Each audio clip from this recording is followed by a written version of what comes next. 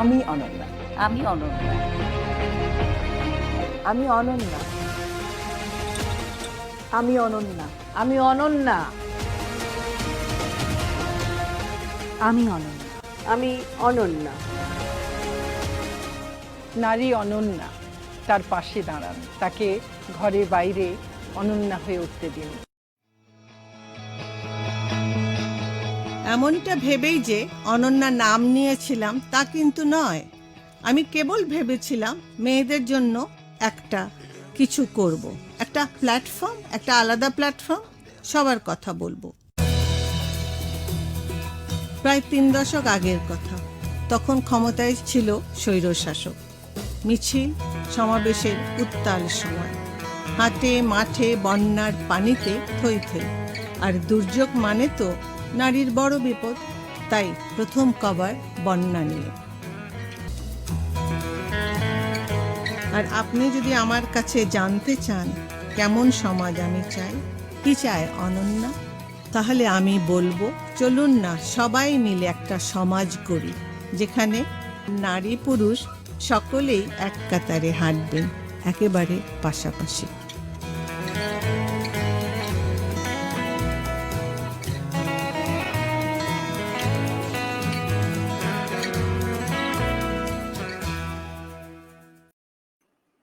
সবাইকে আমন্ত্রণ জানাচ্ছি আজকের 21তম পর্বে শিল্পকথায় প্রতি শনিবার আমরা দুজন আর্টিস্ট নিয়ে উপস্থিত হই, তাদের নানান ধরনের গল্প শুনতে এবং তাদের প্র্যাকটিস সম্পর্কে আরেকটু ডিটেলে জানতে।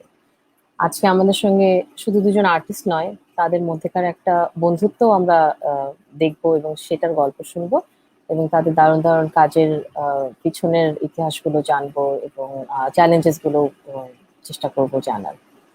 আমি দুঃখিত প্রথমেই একটু দেরিতে প্রোগ্রামটি শুরু করার জন্য। আর দেরি না করে তাদেরকে আমন্ত্রণ জানিয়ে আজকের প্রোগ্রামটি শুরু করতে চাচ্ছি। আমাদের সঙ্গে আছে সরকার নাসরিন টুনটুন এবং ইফাত রেজওয়ানা রিয়া।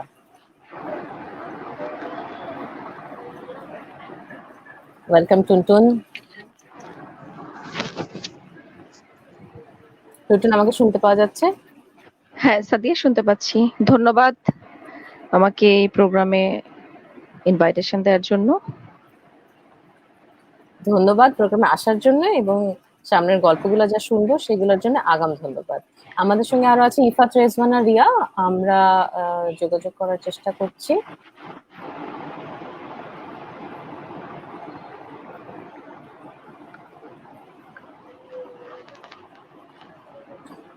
টুনটুন, মন খারাপ? সাদিয়া, আমরা স্ক্রিন পজ হয়ে আছে, আমি ভিডিও কিছুই দেখতে পাচ্ছি না।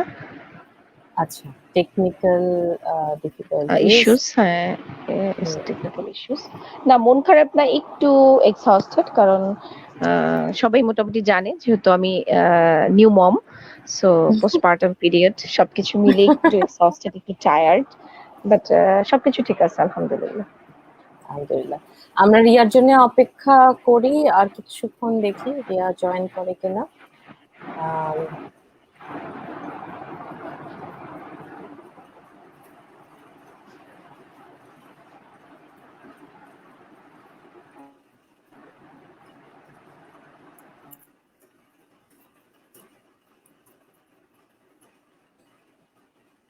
আমরা রিয়া চলে আসবে, কোন ইন্টারনেটের কোনো একটা চ্যালেঞ্জেস এর কারণে হয়তো ওকে এখন আমরা স্ক্রিনে পাচ্ছি না। চলে আসছে।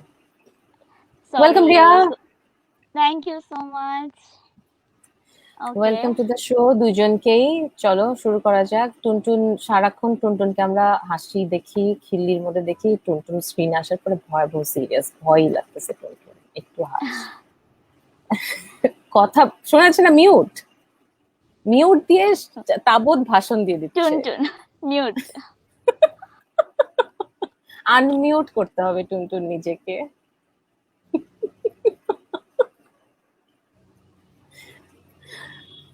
স্ক্রিনে নিচের দিকে একটা বাটন আছে, ওখানে আনমিউট ক্লিক করতে হবে, যেখানে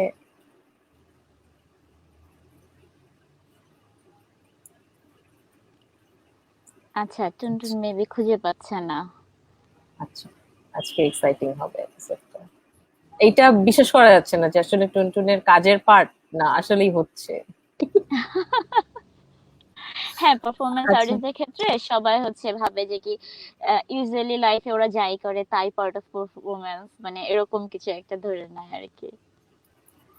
আচ্ছা, টুনটুন মনে হয় অফলাইন হয়ে গেছে। হ্যাঁ, আচ্ছা, রিয়াকে দিয়ে শুরু করি। টুনটুন চলে আসুক, ও অ্যাড্রেস জানে কিভাবে আসতে হবে। রিয়া, এখন কোথায় থাকা হচ্ছে, কিংবা এখন তুমি কোথায় অবস্থান করছো, এবং কিভাবে দিনকাল কাটে, সময় কিভাবে আচ্ছা। কাটে? আমি হচ্ছে লাস্ট 3 ইয়ার্স বাংলাদেশে ছিলাম না, চায়নায় ছিলাম। আর এই জানুয়ারিতে বাংলাদেশে ব্যাক করেছি। যদিও আমার ব্যাক করার কথা ছিল এই জুনে। আমার ওখানে যে মাস্টার্সটা চলতেছিল ওইটা থিসিসটা জমা দেওয়ার কথা ছিল জুনে, বাট করোনার জন্য আমাদের ওখানে সবকিছু হচ্ছে মানে অনলাইনে হয়েছে। আমরা থিসিস ডিফেন্স সবকিছু আমরা অনলাইনে করে ফেলছি।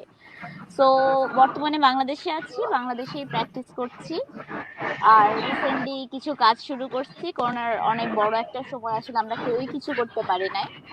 তো লাস্ট উইক আমি একটা পারফরমেন্স করলাম, এটা সোলো পারফরমেন্স ছিল, সেটা কলাকেন্দ্রে ছিল।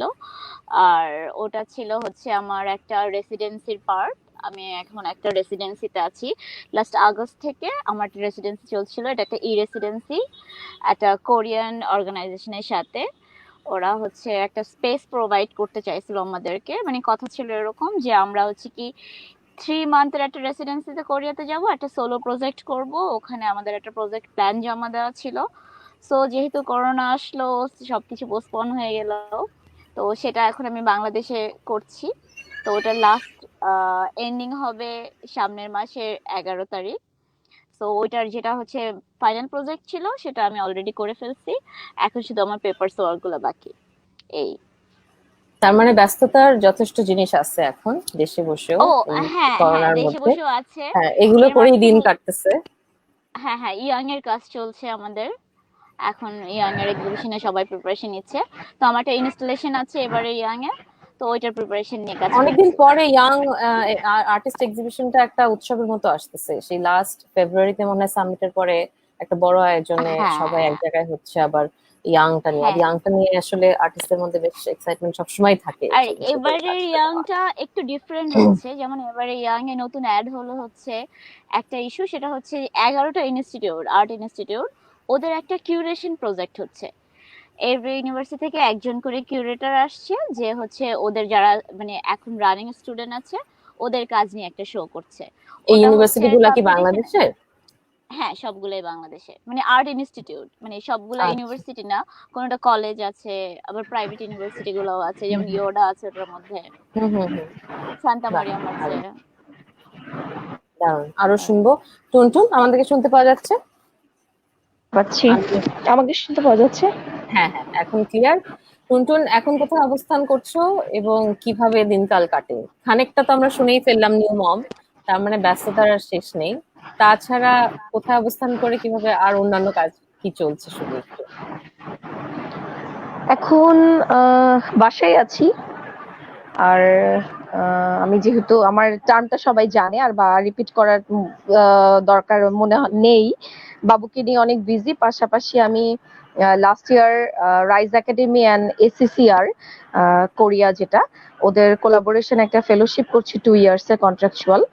তো করোনার জন্য এটা পোস্টপন হয়ে 1 ইয়ার এক্সটেন্ডেড হয়েছে টিল 2021। তো আমি এক্সচেঞ্জ প্রোগ্রাম করতে কোরিয়াতে ছিলাম লাস্ট ইয়ার বাবুকে নিয়ে। বাবু তখন পেটে ছিল 3 মান্থস। তারপরে দেশে আসলাম, এসে প্ল্যান ছিল ডেলিভারির পরে আবার যাব মেতে আমস্টারডাম, কিন্তু যেহেতু করোনা সো সম্ভব হয়নি যাওয়া। এখন যাচ্ছি নেক্সট ইয়ার, নেক্সট মেতে যাচ্ছি। আর তার আগে আমার আরেকটা ছোট রেসিডেন্সির কনফার্ম হয়ে গেল, এতদিন হ্যাঙ্গিং ছিল, পোস্টপন ছিল, ওটাও ইউএসএ যাচ্ছি এন্ড অফ মার্চ 2 মান্থের একটা রেসিডেন্সি করতে। তো ওগুলার আমি আসলে এখনকার যে কাজগুলো করছি ঢাকায় এসে প্র্যাকটিস ওরকম ভাবে করতে পারিনি বাচ্চার জন্য। রিয়ার সাথে একটা প্রজেক্ট করলাম রিয়াদের, আর কিছুদিন আগে আর্ট এগেনস্ট করোনা একটা পারফরমেন্স করলাম, বাট ফিজিক্যাল মুভমেন্ট হচ্ছে না খুব একটা। সব পেপার ওয়ার্ক করছি সবকিছু, এই তো। আর ছোটখাটো কাজের প্ল্যান চলছে বিভিন্ন, এত কিছুর পরেও এগুলো নিয়ে আরো দিন কাটাচ্ছি। চলছে, এত কিছুর পরেও স্পেস তারপরে তো আছে। আমার সময় কাটে না, আমি কি করবো? তারপরে আমার সময় কাটে না, এই তো চলতেছে। আচ্ছা টুনটুন, তোমার বোধহয় দুটো স্ক্রিন, আমার মনে হয় উপরের স্ক্রিনটায় থাকলেই হবে বেটার, তাহলে আমরা সামনাসামনি দেখতে পাই। এই স্ক্রিনটাতে, ঠিক এই আছে। স্ক্রিনটাতে থাকলে, হ্যাঁ এই স্ক্রিনটাতে থাকলেই বেটার। তার মানে দুজনেরই ভয়াবহ ব্যস্ততা দেখতেছি। আহ, আমি একটু ফ্ল্যাশব্যাকে যেতে চাই তোমাদের। দুজনই এখন ঢাকায়, এবং পসিবিলিটিস ছিল আসলে দুজনেরই দুই রকম জায়গায় থাকার, সেই জায়গা থেকে এখন ঢাকায়। একটু ফ্ল্যাশব্যাকে যাই, রিয়ার কাছ থেকে একটু শুনি। রিয়া, ভিজুয়াল আর্টে আসলে কিভাবে শুরুটা তোমার, অ্যাজ এ আর্টিস্ট তোমার জার্নিটা কিভাবে শুরু? আমার জার্নিটা একটু দেরিতে শুরু হয়েছে, যেটা আসলে আহ, মানে একটু বলতে গেলে অন্যরকম শোনাবে, বাট ওটা আসলে আমার প্র্যাকটিক্যালি ওটা ঘটেছিল আমার সাথে। সেটা হচ্ছে আমি চারুকলায় পড়বো এটা কখনোই ডিসাইডেড ছিল না, বাট ছোটবেলা থেকে ছবি আঁকতাম, শিশু একাডেমি, দেন শিল্পকলা। তারপর হঠাৎ করে ওকে চারুকলায় পড়বো, ইন্টারের পর ফিক্সড হলো, ঢাকায় চলে আসলাম, কোচিং করলাম। প্রথমবার হচ্ছে যদি ঢাকায় চান্স না পাই সেজন্য রাজশাহীতে। তো রাজশাহীতে 1 মাস ক্লাস করার পরে চিটাং ইউনিভার্সিটিতে, সো ওইটা আমার হোম টাউন ছিল।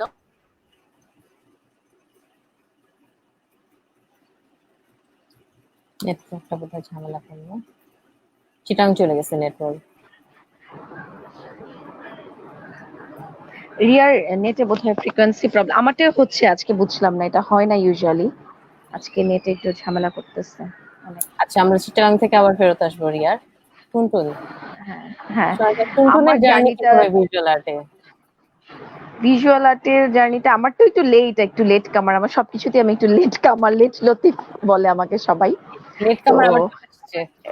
টুনটুন, রিয়া, রিয়া, দুজনের কন্টিনিউ হ্যাঁ, কন্টিনিউ। ভয়াবহ মিল, দুইজনেরই কোরিয়া, দুইজনেরই ব্যস্ততা শেষ নেই, দুজনের অনেক মিল, দুজনেরই বারবার ইন্টারনেটও প্রবলেম হবে, এই মিলটাও আমি ধরে নিচ্ছি আগের থেকে।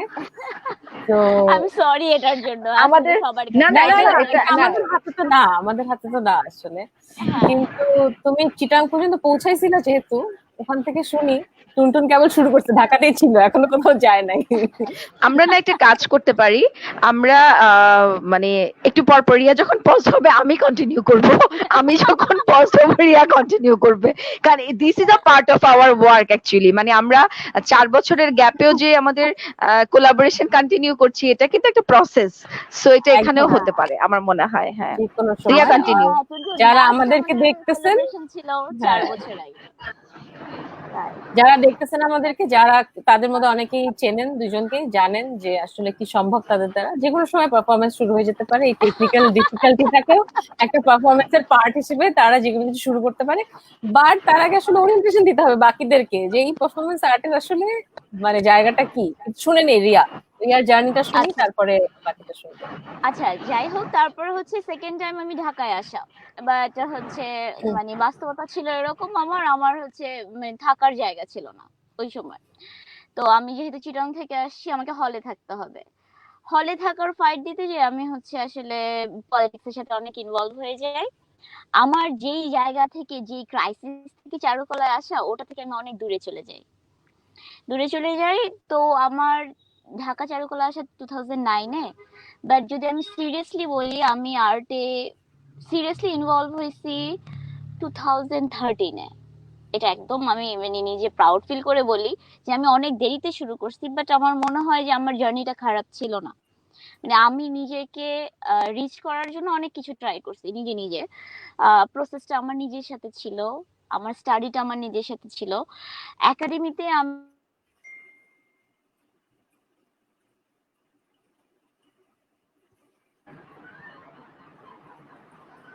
টুনটুন, ওয়েট ওয়েট, 10 সেকেন্ড দিয়ে। হ্যাঁ,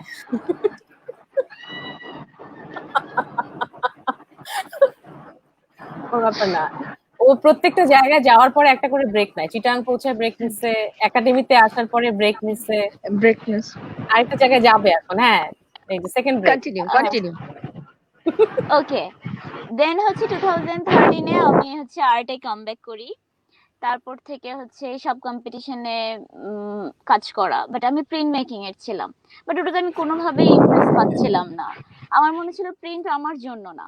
আমাদের ঢাকায় একাডেমিতে যে প্রবলেমটা ছিল, যে একটা স্টুডেন্ট যখন একাডেমিতে আসে তখন সে বুঝার আগেই হচ্ছে তাকে একটা সাবজেক্ট চুজ করে ফেলতে হয়, যেটা আমার ক্ষেত্রে হয়েছিল।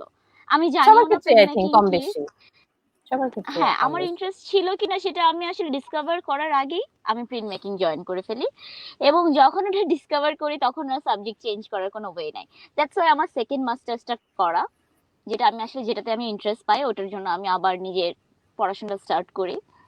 তো আমার 2013-এ আমি হচ্ছে কিছু ওয়ার্কশপ করি পারফরমেন্সের, গতেন ইনস্টিটিউটে, তারপরে হচ্ছে ডে পার্টের কিছু ওয়ার্কশপ ছিল, তারপরে চিটাং এর একটা অর্গানাইজেশনে কাজ করা, পোড়াপাড়া। তো এইভাবে করতে করতে আমার পারফরমেন্সে আসা। তারপরে পারফরমেন্স থেকে এশিয়ানে হচ্ছে ইনস্টলেশন করলাম 2014-এ, ওটা ভালো লাগছে। ওকে, তো তার মানে হচ্ছে আমার ইন্টারেস্টের জায়গাগুলো ডিফারেন্ট হয়ে যাচ্ছে। তারপর আমি দেখলাম যে আমি ভিডিও আর্ট করতে পছন্দ করছি, আমি বৃত্তের সাথে পিক্সেলেশনে কাজ করলাম। ওটার সময় আমার মনে হলো ওয়াও, তাহলে তো আমি ভিডিও নিয়ে কাজ করতে পারি। তো আমি যখন দেখলাম যে আমার মিডিয়াটা আসলে মানে ট্রেডিশনাল মিডিয়াতে আমি আসলে ইন্টারেস্ট পাচ্ছি না, আমার মনে হচ্ছে আমার এক্সপ্লোর করা উচিত ডিফারেন্ট ওয়েতে, আমার ল্যাঙ্গুয়েজটা ডিফারেন্ট হচ্ছে, ওয়াই নট আমি একটু স্টাডি করি। তো ওইটা নিয়ে কাজ করতে করতে আমার আসলে কাজের এই যাত্রাটা এখন পর্যন্ত এরকম। তো এখন আমি আসলে অনেকগুলো মিডিয়াতে প্র্যাকটিস করি। আমার যেমন হচ্ছে ইনস্টলেশন খুব পছন্দ, তারপরে হচ্ছে ভিডিও নিয়ে আমি কিছু কাজ করি, সিজি নিয়ে আমি কিছু কাজ করি, সিজি ড্রয়িং আর সামথিং, ভিডিওতে ওটাকে ট্রান্সফার করা, মোশন করা। তো এগুলা হচ্ছে এখন ইন্টারেস্টের জায়গা। আর সেকেন্ড মাস্টার্সটা কিসে ছিল রিয়া? আমার সেকেন্ড মাস্টার্স ছিল নিউ মিডিয়ার উপরে, কিন্তু আমার থিসিসটা ছিল হচ্ছে পাবলিক পার্টিসিপেটরি আর্টওয়ার্ক, যেটা হচ্ছে সেটা এই বাংলাদেশে চায়নাতে? আসলে, হ্যাঁ চায়নাতে, ওটা ছিল ইউনান আর্টস ইউনিভার্সিটিতে। তো আমার ও যে থিসিসটা আমি করি ওইটা ওই ইউনিভার্সিটিতে নতুন ছিল, তো আমাদের ইউনিভার্সিটি আমার থিসিসটা খুব পছন্দ করে এবং ওটা একটা পাবলিশ হবে, মানে ওটা হচ্ছে আমাদের লাইব্রেরি কালেকশনে যাবে, ইউনিভার্সিটি লাইব্রেরি। তো আমার থিসিসটা মোটামুটি ভালোই ছিল, যেটা হচ্ছে আহ আহ, ওখানে চায়নার জন্য এটা ডিফারেন্ট কেন, চায়না যেমন আমি এমন একটা জায়গা বেছে নিয়েছিলাম যেখানে হচ্ছে আপনি মনে করেন গভর্নমেন্টের এগেইনস্টে কিছুই বলতে পারবেন না, ওখানে পারফরমেন্সটাও কিন্তু অ্যালাউ না, ওখানে আপনাকে সবকিছু ডিসাইড করে দেওয়া হবে, যেটা আসলে পারফরমেন্সের রুলস এর একেবারেই অপোজিট। তো ওইটার মধ্যে থেকে লিমিটেশনের মাঝখান থেকে আমার থিসিসটা করা, আমার ইউনিভার্সিটি অনেক সাপোর্ট ছিল, আমার প্রফেসরের অনেক সাপোর্ট ছিল, আমি আসলেই গ্রেটফুল, আমি অনেক ভালো একটা গাইড পাইছিলাম, মেন্টর পাইছিলাম। তো এই আমার জার্নিটা এখন আমি কন্টিনিউ করছি, যেমন চায়নার সাথে আমি অনেকগুলো কোলাবোরেশনে কাজ করছি। রিসেন্টলি টুনটুন আমার একটা প্রজেক্ট, যেটা হচ্ছে ওটার কিউরেটর ছিল হালিপিন, তো বাংলাদেশ পার্টটা আমি ডিরেক্ট করছি, আমার সাথে ছিল সঞ্জিত বুলবুল, আর টুনটুন ওখানে যিনি একটু আগে কমেন্ট করলেন। অসাধারণ দুই নারী শিল্পীর ভালোবাসা দুইজনের প্রতি। আর টুনটুন হচ্ছে, টুনটুনকে থ্যাঙ্কস যে ও ওর বেবি হওয়ার পরে ও ফার্স্ট আমার প্রোগ্রামে আসছে, আমি আমি খুবই গ্রেটফুল ওর কাছে। আর ও এভাবে এসে পারফরমেন্স করার, খুব স্ট্রং একটা পারফরমেন্স করছিল, ও নিশ্চয়ই বলবে ওটা সম্পর্কে, কেন আমার মনে হয়েছে ওই পারফরমেন্সটা অনেক স্ট্রং একটা পারফরমেন্স ছিল। তো এই, আর কিছু আর্ট ইনিশিয়েটিভ করব আশা করছি বাংলাদেশে যখন আছি, আরো সেটা তো পরবর্তী জার্নি, সেটাতে যাবো, কেবল শুরুটা জেনে নিলাম। টুনটুন ভাবতেছে সব বলেই দিচ্ছে, আমি কি বলবো? আমি মিউট করে। আচ্ছা, আমার কি বলবো আর, চারুকলায় ভর্তি সবকিছু তো আপনি জানেন আমরা কিভাবে। আমার শুরুটা এত বেশি নাটকীয়, ফাইন আর্টে পড়ার শুরুটা মানে খুব নাটকীয়, ড্রামা, এটা না বললেই নয়, অনেকে হয়তো জানে না। আমি যেহেতু আমি বুয়েটে চান্স পাইনি, খুব ফ্রাস্ট্রেটেড ছিলাম, পড়াশোনা করবো না। হ্যাঁ, তারপরে যাই হোক, আনফরচুনেটলি যেটাই হোক, ফরচুনেটলি আমি, আমার এক কাজিন আছেন, কাজিন রাজশাহী ইউনিভার্সিটি টিচার, তো উনি আমাকে সাজেস্ট করলো যে তুমি তো ভালোই ছবি আঁকো, দেখতাম ছোটবেলা থেকে, চারুকলায় ট্রাই করো। তো বিফোর দ্যাট মানে 2005-এর আগে আমার এন্টায়ার মানে ফ্যামিলিতে কেউ কোনোদিন ভাবে নাই চারুকলায় পড়াশোনা করবে। মানে চারুকলা মানে ছিল না খেয়ে থাকা, 1 নাম্বার। চারুকলা মানে হচ্ছে গাঁজা বিড়ি সিগারেট খেয়ে নষ্ট হয়ে যাওয়া, চারুকলা মানে হচ্ছে উচ্ছন্নে চলে যাওয়া। তো আমি ফ্যামিলিতে এতটা ফাইট, মানে আমি ফ্যামিলিতে উচ্ছন্ন এবং বেয়াদব হিসেবে আখ্যা পেয়ে যাই চারুকলায় পড়ার জন্য। আমার ভাই বোন থেকে শুরু করে আমি প্রচুর স্ট্রাগল করেছি, সেজন্য আমি শেয়ার করছি যে ইভেন দো মাই মম আমার সাথে অনেকদিন কথা বলেনি চারুকলায় পড়তে চেয়েছি বলে। তারপর যাই হোক, আমিও যেহেতু আমার মায়ের সন্তান, আমিও প্রচন্ড ক্রেজি, আমি চারুকলায় পড়বই। পরীক্ষা দিলাম, সবকিছু ছেড়ে ছেড়ে চারুকলার জন্য পরীক্ষা দিলাম। পরীক্ষা দিতে যে পরীক্ষা দিলাম ওই দিন রেজাল্ট আসলো, আমি ওয়েটিং লিস্টে আছি। আমি মেরিট লিস্টে নাই, ওয়েটিং লিস্টে আছি। তো যেটা আমার বন্ধু বান্ধব মেনে নিতে পারেনি, কারণ আমার ড্রয়িং স্কিল এত খারাপ ছিল না বা আমার থিওরিও এত খারাপ ছিল না, মোটামুটি মানে এভারেজ ছিলাম, খুব ভালো না খুব খারাপও না। তো যাই হোক, বন্ধু বান্ধবরা আমার রেজাল্ট নিয়ে খুব হতাশ ছিল যে টুনটুন কিভাবে ওয়েটিং এ আসে। যাই হোক, তো এটা নিয়ে খুব ফাইট হয়। আমি খুব কৃতজ্ঞ আমার এক বন্ধুর প্রতি, শর্মী, ও এখন জার্মানিতে আছে। শর্মী আমার জন্য ফাইট করে। আমি এত ফ্রাস্ট্রেটেড হয়ে যাই, আমি ঢাকা ছেড়ে দিই, আমার বোনের বাড়ি চলে যাই গাজীপুরে, আর পড়বো না, পড়াশোনা করবো না। হ্যাঁ, তো শর্মী আমার হয়ে বিভিন্ন জায়গায় দৌড়াদৌড়ি করে, টিএসসি চত্বর থেকে শুরু করে, পত্রিকার অফিস থেকে শুরু করে ভিসি অফিস পর্যন্ত, যে ওকে অ্যাডমিশন দিতে হবে। শর্মীর কাছে আমি কৃতজ্ঞ, যেটা সবাইকে আজকে লাইভে বললাম। ওকে কখনো পার্সোনালি বলিনি, প্রতিদিনই ওর সাথে কম বেশি কথা হয়, কখনো বলিনি, কোনোদিন বলিনি ওকে, আজকে প্রথম ওকে বললাম। তো ও আমার হয়ে, ও সরকার নাসরিন হিসেবে নিজেকে রিপ্রেজেন্ট করে, যে ওই সরকার নাসরিন। তারপরে আমার ভর্তি হয়, ওই ভর্তি সবকিছু ওই করে দেয়। তারপরে আমি ঢাকায় আসি, ভর্তি হই, এই তো আমার পড়া শুরু। পড়ে পড়ে আবার একটু ওই যে একটু, আমি তো ছোটবেলা থেকে একটু কয়েকটা রগ তেরা ঘাড়ে, ছিল না? হ্যাঁ সেম ডিপার্টমেন্টে, হ্যাঁ আমরা স্কাল্পচার ডিপার্টমেন্টে ছিলাম, এবং আমাদের আগে 4 ব্যাচে কোনো আপু ছিল না, যার জন্য আমাদেরকে নিয়ে খুব আদরে ভাইয়ারা বলবো, সিনিয়ররা, টিচাররা সবাই আমাদেরকে অনেক প্যাম্পার করেছে। সত্যি কথা, বন্ধুরা, ব্যাচমেটরা অনেক প্যাম্পার করেছে আমাকে, শর্মীকে। তো যাই হোক, পড়ার পরে আমি আর শর্মী দুজনেই চিন্তা করলাম ফিল্ম বানাবো। কোন রকমের ক্লাস করতাম, এত ফাঁকি মারতাম, কোনো কাজ করতাম না, শুধু খালি অ্যাটেন্ডেন্সটা দিয়ে। যদি আনা যায় তো আজকে প্রোগ্রামে, এটা একটা মিস হইতো, শর্মী নাই থাকলে আমার আর শর্মী যদি আনা যায় তো আজকে প্রোগ্রামে। হ্যাঁ, প্রচন্ড ফাঁকি মারতাম, ক্লাস কোন রকমে ক্লাস করতাম। ড্রয়িং মানে জাস্ট জমা দিতে হবে, ফেল করাই দিবে, সেজন্য করতাম, কাজ করতাম, কাজ করে দিলে ডান। ও চলে যেত টিএসসি তে, আমি চলে যেতাম আমার কাজে। হ্যাঁ, তো আমি অমিতাভ ব্রাদার সাথে কাজ করতাম, ও হচ্ছে ডিওএফএস এ যায় কাজ করতো। তো এই করতে করতে আমাদের গ্রাজুয়েশন কমপ্লিট করে আমি একটা প্রোডাকশন করি ঢাকার বাইরে। তার মানে এই না যে চারুকলার গ্রাজুয়েশন ডিওএফএস এবং অমিতাভ ব্রাদার ওখানে কমপ্লিট করা যায়? সব কেউ ভুল ধারণা নিয়েন না, যারা যারা দেখতেছেন।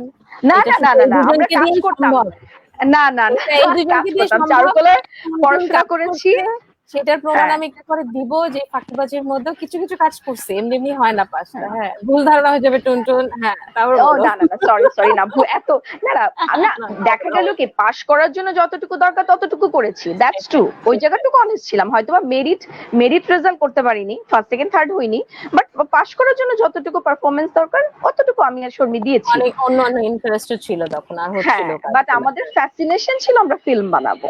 হ্যাঁ, তো আমরা দুজন দুদিকে ঘুরতাম।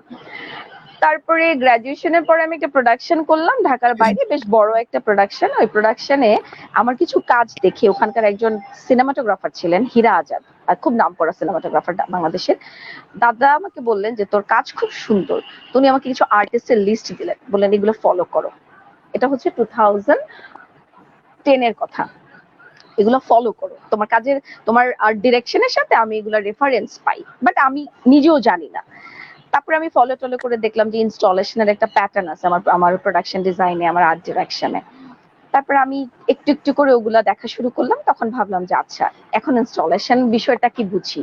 2010 থেকে 2014 পর্যন্ত আমি পারফরমেন্স আর ইনস্টলেশন নিয়ে পড়াশোনা করি একা একা, ইন্টারনেট, বিভিন্ন সিনিয়র, বিভিন্ন লিঙ্ক থেকে পড়াশোনা করে করে যখন আমি মনে করলাম যে আসলে আমার ভেতরে একটা কিছু একটা কাজ করে, একটা হয় না মাঝে মাঝে একটু ভাইব্রেশন একটু কাজ করে, যে ওকে লেটস ডু দিস।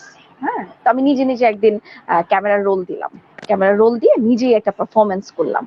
আমি কিভাবে আসছি, আমি তোমার কোশ্চেনের আগে বলে দিচ্ছি যে আমি কিভাবে আসছি, এন্টার করলাম। হ্যাঁ, তো আমি না নিজেই একটা পারফরমেন্স করলাম, একটা কনসেপ্ট রেডি করলাম। আমার কিছু ক্রাইসিস ছিল, পার্সোনাল রিলেশনশিপের ক্রাইসিস ছিল, ওগুলো নিয়ে নিজেই শুট করলাম, নিজেই কাজ করলাম, নিজেই দেখলাম। দেখে পরে মনে হলো যে এই কাজটা করে আমি যেই মানে হয় না যে আমার উহিকে দেখার পরে আমি 2020-তে যে ফিলটা আমার আসছে, 15-এ আমি এই ফিলটা পাই আমার ওই পারফরমেন্সটা করে, কাছাকাছি অলমোস্ট। তখন আমার কাছে মনে হয়েছে যে এটাতে একটা রুট আছে, যে রুটটা না আমাকে টানতেছে। হ্যাঁ, তখন আমি সাথে সাথে না ওই সব ছেড়ে দিলাম। ওকে, লেটস স্টার্ট, দেখি মানে এই ছোট্ট জীবনে তো অনেক কিছুই দেখলাম, এখন একটু দেখি কাজ করা যায় কিনা। তারপরে শুরু, প্রথম একটা পারফরমেন্স করি অফিসিয়ালি বলছি, যেটা দাগি আর্ট গ্যারেজ, যেটা আমাদের বন্ধুদের বানানো, আমরা সবাই জানি। ওখানে আমি একটা পারফরমেন্স করি। কত সালে? 2015-এ। 15-এ। তো ওটাতে আমার মেন্টর ছিল মাসুম ভাই, হ্যাঁ, কবি চিশতি মাসুম, আমরা সবাই চিনি ভাইকে। তো ওই দিন উনি আমাকে এত সুন্দর সুন্দর অনেক লেসন দিলেন, মানে আমার আমার কাছে মনে হয়েছে যে আমি আসলে বিং ভেরি অনেস্ট, আমি স্টুডেন্ট লাইফে এগুলো পাইনি। হয়তো বা আমারই ল্যাকিংস ছিল, আমি কখনো স্টুডেন্ট লাইফে বসিনি এটা কারোর আসলে সাথে। তো একাডেমিতেও अवेलेबल না ওইভাবে।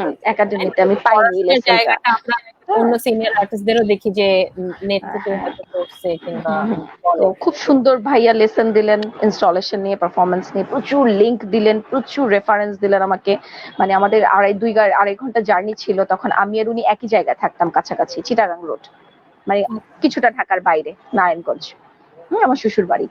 তো বাসে করে যেতাম আমরা গুলিস্তান থেকে, প্রায় 2-2.5 ঘন্টা জার্নিতে। ভাই আমাকে এত রেফারেন্স দিল, আমার মনে হলো 1 বছরের আমি ক্লাস ওয়ার্ক পেয়ে গেছি। হ্যাঁ, তারপর আবার নতুন করে পড়াশোনা, এতদিন নিজে নিজে পড়াশোনা, এখন আবার মাসুম ভাই রেফারেন্স। নুপুর আপু আমাকে অনেক কিছু বললো, নুপুর আপুর সাথে একদিন দেখা হয়েছে, গুলশানে একটা প্রোগ্রামে দেখা হয়েছিল। নুপুর আপু অনেক রেফারেন্স দিল, অনেক হেল্প করলো। নুপুর আপুর কাজ অনেক ভালো লাগতো আমার কাছে একটা সময়, সত্যি কথা, এখনো ভালো লাগে। তখন বেশি অভিভূত হতাম, মানে অদ্ভুত লাগতো যে একটা মানুষের কতটা পেশেন্স লেভেল থাকলে এভাবে কাজ করতে পারে।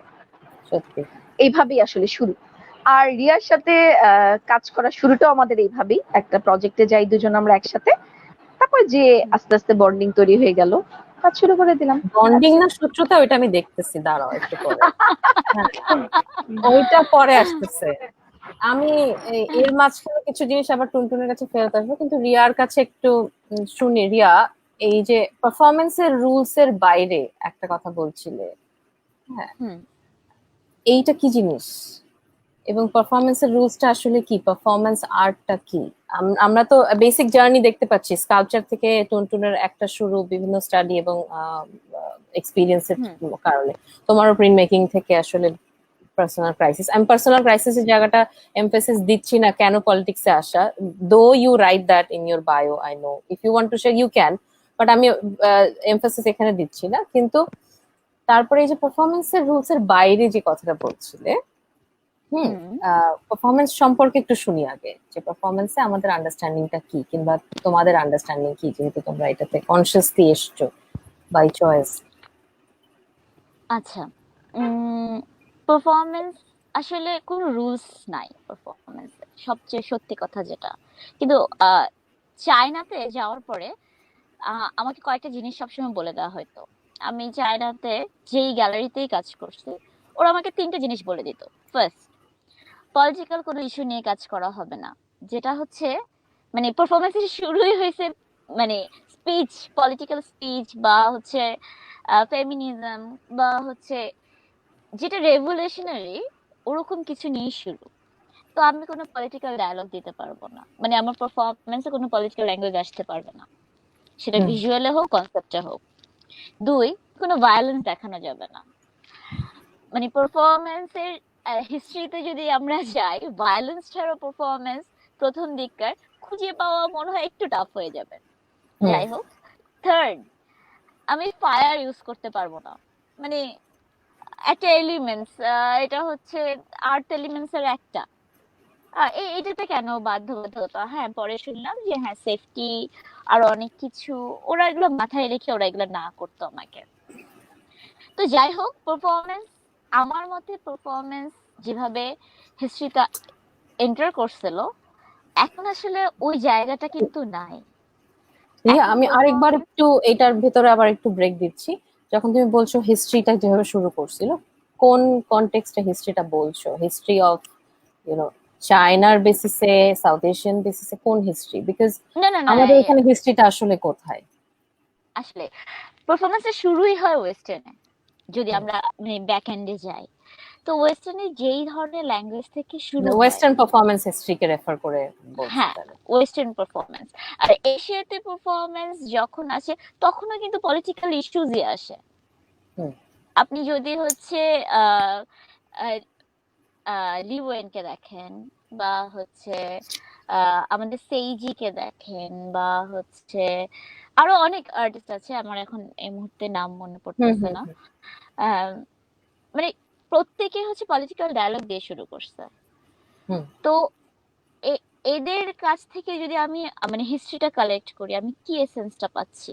এসেন্সটা কিন্তু আমি পাচ্ছি যে কি, হ্যাঁ, প্রোটেস্ট, অ্যাক্টিভিজম, এগুলো সব পার্ট অফ পারফরমেন্স, এগুলো সবকিছুই ছিল পারফরমেন্স। তো ওই জায়গা থেকে আসলে আমার কাছে মনে হয়েছে যে হ্যাঁ, পারফরমেন্স আসলে কোনো রুলস দিয়ে পারফরমেন্সকে বাঁধতে পারবে না। সেটা ওয়েস্টার্ন হোক, সেটা এশিয়ান হোক, যে কোনো পার্সপেক্টিভে, যে কোনো কনটেক্সটে। আমার কাছে মনে হয় যে পারফরমেন্স আসলে স্থান, কাল, পাত্র এগুলো ভাবে না। পারফরমেন্সের জন্য যেটা ইম্পর্টেন্ট সেটা হচ্ছে স্পেস, টাইম, আমার ডিজায়ার, আর হচ্ছে আমার বডি, আমি ওইটাকে এলিমেন্টস করে আমি কি করতে চাচ্ছি। আমার ল্যাঙ্গুয়েজটা ডিফারেন্ট, আমি ক্যানভাসে করতে পারছি না, নেচার আর টাইম, আমার একটা লাইভ স্পেসটাই হচ্ছে, অ্যাকশনে হচ্ছে সেটা। হ্যাঁ অ্যাকশনটা হচ্ছে সেটা। এই টুনটুন কিন্তু লাইভ অ্যাকশনে চলে গেছে। টুনটুন, টুনটুন মেবি নাই। উহির সাথে লাইভ আমি আসছি, হ্যাঁ একটু আসছি প্লিজ। হ্যাঁ সরি, আমার টুনটুন, আমি হচ্ছে হঠাৎ করে এখনই একটু। দেখাতাম হ্যাঁ। যে তুমি ফাঁকিবাজি করছো না কি কাজ করছো, সেগুলোই দেখাতে চাচ্ছিলাম। আচ্ছা, আমি লাইনে আসি সাদি, আমার জাস্ট 5 মিনিট লাগবে, আমি ক্যামেরা অন করবো 5 মিনিট। আমরা আমি লাইভ তাহলে শুনতে পাচ্ছি কাজগুলো দেখে আসি। যে না রিয়া, তোমার কাজে আমরা শুরু করতে পারি, আম, তোমার কাজ নিয়েও আমরা শুরু করে দিতে পারি, সেটা সমস্যা নাই। তোমার একদম শুরুর দিককার কিছু কাজ আমি, শুরুর দিককার না, আমি এই যে পারফরমেন্সে ভায়োলেন্স এবং প্রোটেস্টের যে জায়গাটা, সেই হ্যাঁ। জায়গা থেকে আমি কিছু কাজ রেফারেন্স দিচ্ছি, তুমি যদি এটা সম্পর্কে একটু বলো। আচ্ছা, সব জেনোসাইড নামের যে কাজটা। ও এটা ছিল আমার পাবলিকলি করা সেকেন্ড পারফরমেন্স, আমার যেটা মনে পড়ে। এটা ছিল সেকেন্ড। তার আগের পারফরমেন্স গুলোর মধ্যে একটা ছিল জাদুঘরের সামনে, ওটা পাবলিকলি করা। আর এটা আম, তুমি আসলে খুব ইম্পর্টেন্ট একটা কাজ সবার প্রথমে দেখাইছো, আগেই বলে নিচ্ছি।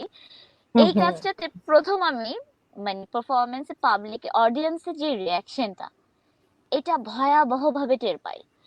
এটা ছিল 2014-এর।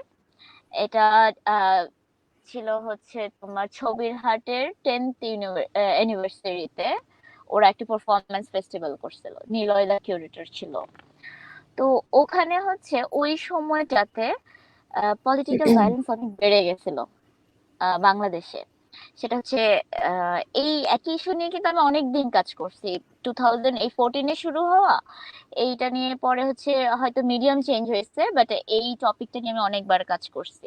105 দিনের হরতাল ছিল টানা বাংলাদেশে। তো ওই সময় হচ্ছে মানুষ জ্বালাও পোড়াও অনেক রকম ইনসিডেন্টস ঘটছে বাংলাদেশে, যেটা এর আগের সব পলিটিক্যাল ভায়োলেন্সকে ছাড়াই গেছে। তো মানুষকে আসলে কেন জ্বালানো হচ্ছে, পলিটিক্যাল যে পাওয়ারটা নিয়ে ফাইট দিচ্ছে, ওটাতে আসলে মানুষের কি এসে যায়, যে যারা হচ্ছে সাফারার হচ্ছে, ওরা আসলে ওগুলোর কোনোটাই পাচ্ছে না। ওরা কিন্তু ওই পাওয়ারের স্বাদটা পাচ্ছে না যেটার জন্য ফাইটটা হচ্ছে। তো ওই জায়গা থেকে হচ্ছে আমার এই পারফরমেন্সটা করা। এই পারফরমেন্সটাতে হচ্ছে আমি কিছু এলিমেন্টস ইউজ করি, যে এলিমেন্টসটা ইউজ করার পরে আমি সিক হয়ে যাই। যেমন ওখানে আমি রিয়েল ব্লাড ইউজ করতে চাইছি, তো আমি সারা দিন হচ্ছে ঘুরে ঘুরে নিউ মার্কেটের কাঁচা বাজার থেকে ব্লাড কালেক্ট করি, বিভিন্ন অ্যানিমালের ব্লাড, যেমন মাছের ভাগ্যিস বাগিনের অ্যানিমেলটা ব্লাড। মেনশন করলা, আমি ভাবলাম যে লোকজন ধরে ধরে ব্লাড কালেক্ট করতেছিল। না না না, মনে করো হচ্ছে ওখানে মানে আহ গরু গরুর মাংসের যে ব্লাড হচ্ছে বা মুরগি জবাই হচ্ছে, ওই মুরগিওয়ালার কাছ থেকে আমি ব্লাডটা কালেক্ট করছি। মাছ কাটছে, ওর কাছ থেকে আমি ওই যে পানিওয়ালা মাছের ব্লাডটা কালেক্ট করছি।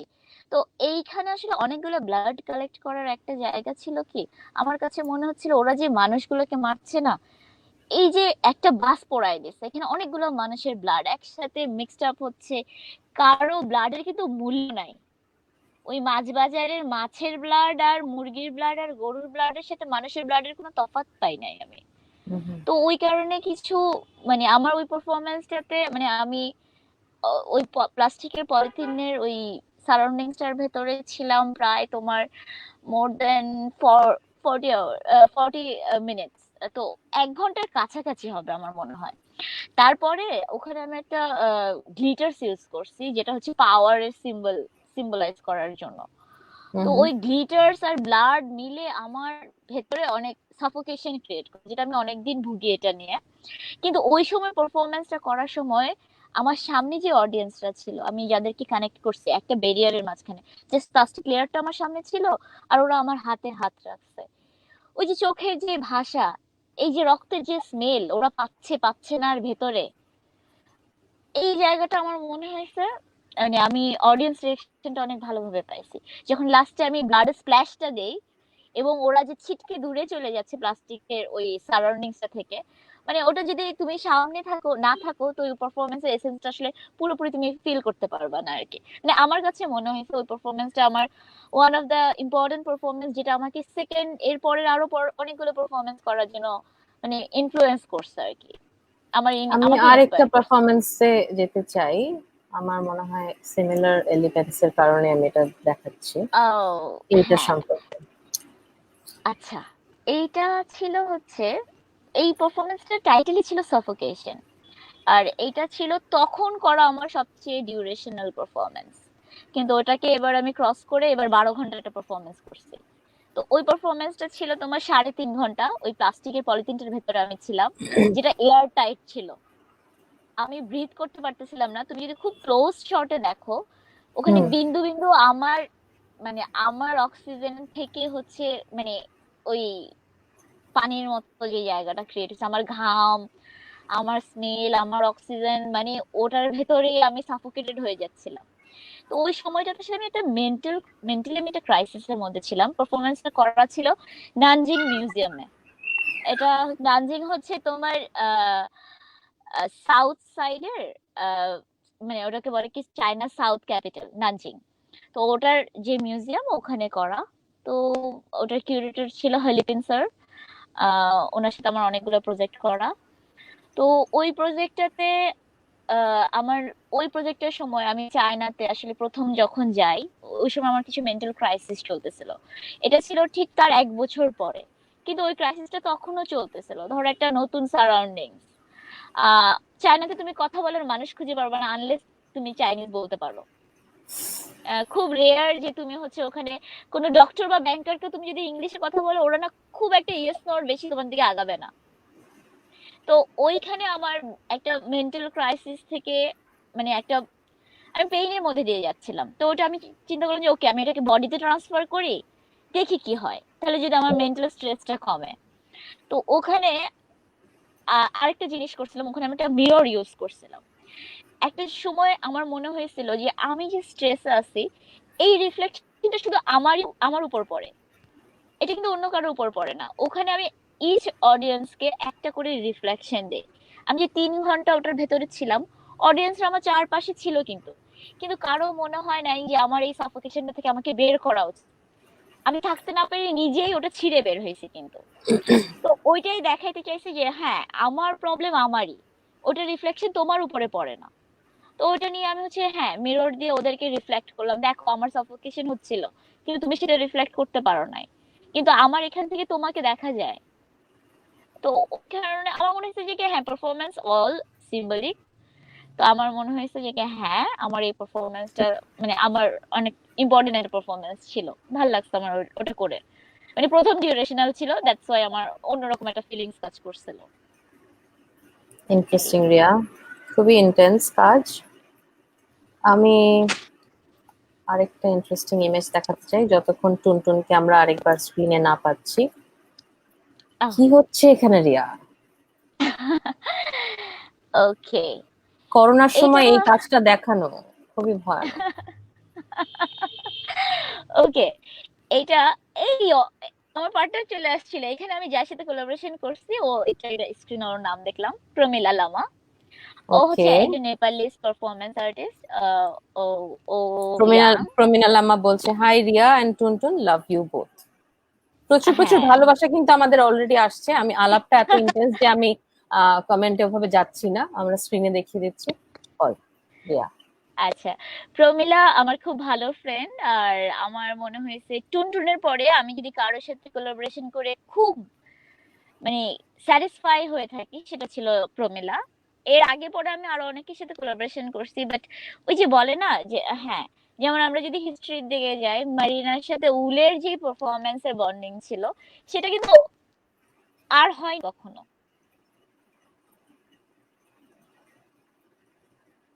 টুনটুন তোমাকে লাগতো আরেকটু হইলেই, হ্যাঁ রিয়াকে হারাই ফেলতেছিলাম প্রায়। আচ্ছা, তো প্রমিলার সাথে আমার এই কাজটা করা হচ্ছে কাঠমান্ডু পারফরমেন্স ফেস্টিভ্যাল লাস্ট ইয়ারে। তো এটা ছিল হচ্ছে পানতি নামে একটা সিটিতে গেছিলাম আমরা, ওটা একটা এনশিয়েন্ট সিটি নেপালের, খুবই সুন্দর সিটিটা। কিন্তু ওই সিটিটাতে তুমি যদি যাও তুমি একটা মানে স্কেরি ফিল পাবা। খুব সুন্দর সুন্দর বিল্ডিং আছে সিটিটাতে, কিন্তু সিটির সবগুলা মানুষ সিটিটা শিফট করে চলে গেছে, ওদের একটা কালচারাল রেভলিউশন হয়েছিল। তো এগুলো আমার জানা ছিল না। তো ওখানে যাওয়ার পরে ওখানে আমি থাকলাম, ওখানে নর্মাল যে লোকাল পিপল গুলো আছে ওদের সাথে কথা বললাম, ওদের সাথে কানেক্ট করার পরে এই যে একটা টেম্পলটাতে কাজ করছি। এই টেম্পলটার একটা হিস্ট্রি আছে। প্রতি 12 বছর পরে এখানে একটা পূজা হয়, যে পূজাটা হয় পাপ মোচনের একটা পূজা। মানে কেউ বিশ্বাস করে যে হ্যাঁ, আমার যদি কোনো পাপ থাকে সেটা মানে মুছে দেয় এইখানে যে পানিটা আছে। আমরা দুইটা একটা পানির বর্ডারের মাঝখানে দুজন দুই পার থেকে শুরু করি, একটা টেম্পলের ওই পার একটা টেম্পলের এই পার। তো ওখান থেকে রেড রিবনটা দিয়ে আমরা স্টার্ট করি। তো এখানে আমি অনেকগুলো জিনিস কানেক্ট করি। যেমন হচ্ছে প্রমিলার সাথে আমার মানে প্রমিলার কাছ থেকে অনেক হিস্ট্রি জানা, যেমন এই পূজার হিস্ট্রিটা পুরোটাই আমাকে প্রমিলা ডেসক্রাইব করছে। তারপরে হচ্ছে এলিমেন্টস চুজ করার ব্যাপারে, যেমন কি চুজ করা যায়। আমি প্রথমে ভাবতেছিলাম যে কি আমরা রেড কাপড় কিনি, পরে ভাবলাম যে না, রেড কাপড় না। আমি চিন্তা করতেছিলাম যে প্রমিলা ওরাও তো শাড়ি পরে, শাড়িতে ফলস লাগায়, ওই জিনিসটা কি পাওয়া যাবে কোথাও? প্রমিলা বলছে হ্যাঁ, এটা তো খুব ভালো জিনিস। ওকে, আমরা রিবন ইউজ করলাম না, আমরা ক্লথ ইউজ করলাম না, আমরা ওইটা ইউজ করবো। Okay fine. কেননা এখানে পাপ মোচনের যে ব্যাপারটা থাকে, এটা হচ্ছে বিষ্ণুকে নিয়ে একটা হিস্ট্রি ছিল। মানে একটা ছল চাতুরি এরকম একটা জিনিস ছিল, যে একটা ফিমেল ক্যারেক্টারের সাথে একটা মেল ক্যারেক্টারের একটা ইলিগাল রিলেশনশিপ হয়, যেটার কারণে ওর স্বামী ওকে অভিশাপ দেয়, যেটার কারণে এটা হয়। তো আমি চিন্তা করলাম হ্যাঁ, এটা ফেমিনিজমের সিম্বল লাগবে। তো দ্যাটস ওয়াই আমি শাড়ির ফলসটা চিন্তা করছি। কিন্তু ওটা যে ওখানেই পেয়ে যাবো আমরা, ওইটা আশা করি নাই। বাট আমরা দুজনে বাজারে ঘুরছি, বাজারে ঘুরে ওটা কালেক্ট করছি। তারপরে আমরা যখন ওই পানিটাতে কাজ করতে যাই অনেক ডিফিকাল্টিজ আসছে, বাট ওখানে যখন আমরা পারফরমেন্সটা স্টার্ট করে দেই, আমরা দুজন কিন্তু অনেক কিছু ডিসাইড করি না, এটা জাস্ট ম্যাজিকের মতো ক্লিক করে। মানে এটা আসলেই ম্যাজিক্যাল ছিল এই পারফরমেন্সটা। আমরা জানি যে আমাদের কনসেপ্টটা কি, আমরা জানি আমাদের একটা কি। ওখানে আমরা একটা লাল রঙের আচার, আমরা ছোটবেলায় এই আচারটা খাইতাম হাতে হাতে নিয়ে নিয়ে। তো এই জায়গাটাকেও হচ্ছে যে আমরা সিম্বলাইজ করছি যে হ্যাঁ, যে আমরা অনেক কিছু দেখি লাইফে যেটার মোহে আমরা চলে যাই। যেমন ওই এলাকাটা কেন খালি হয়ে গেছে, ওই জায়গাটা, ওই পানিটার জন্য আবার 12 বছর পর পর এই এলাকার সবগুলো মানুষ কিন্তু এই জায়গাটাতে আসে।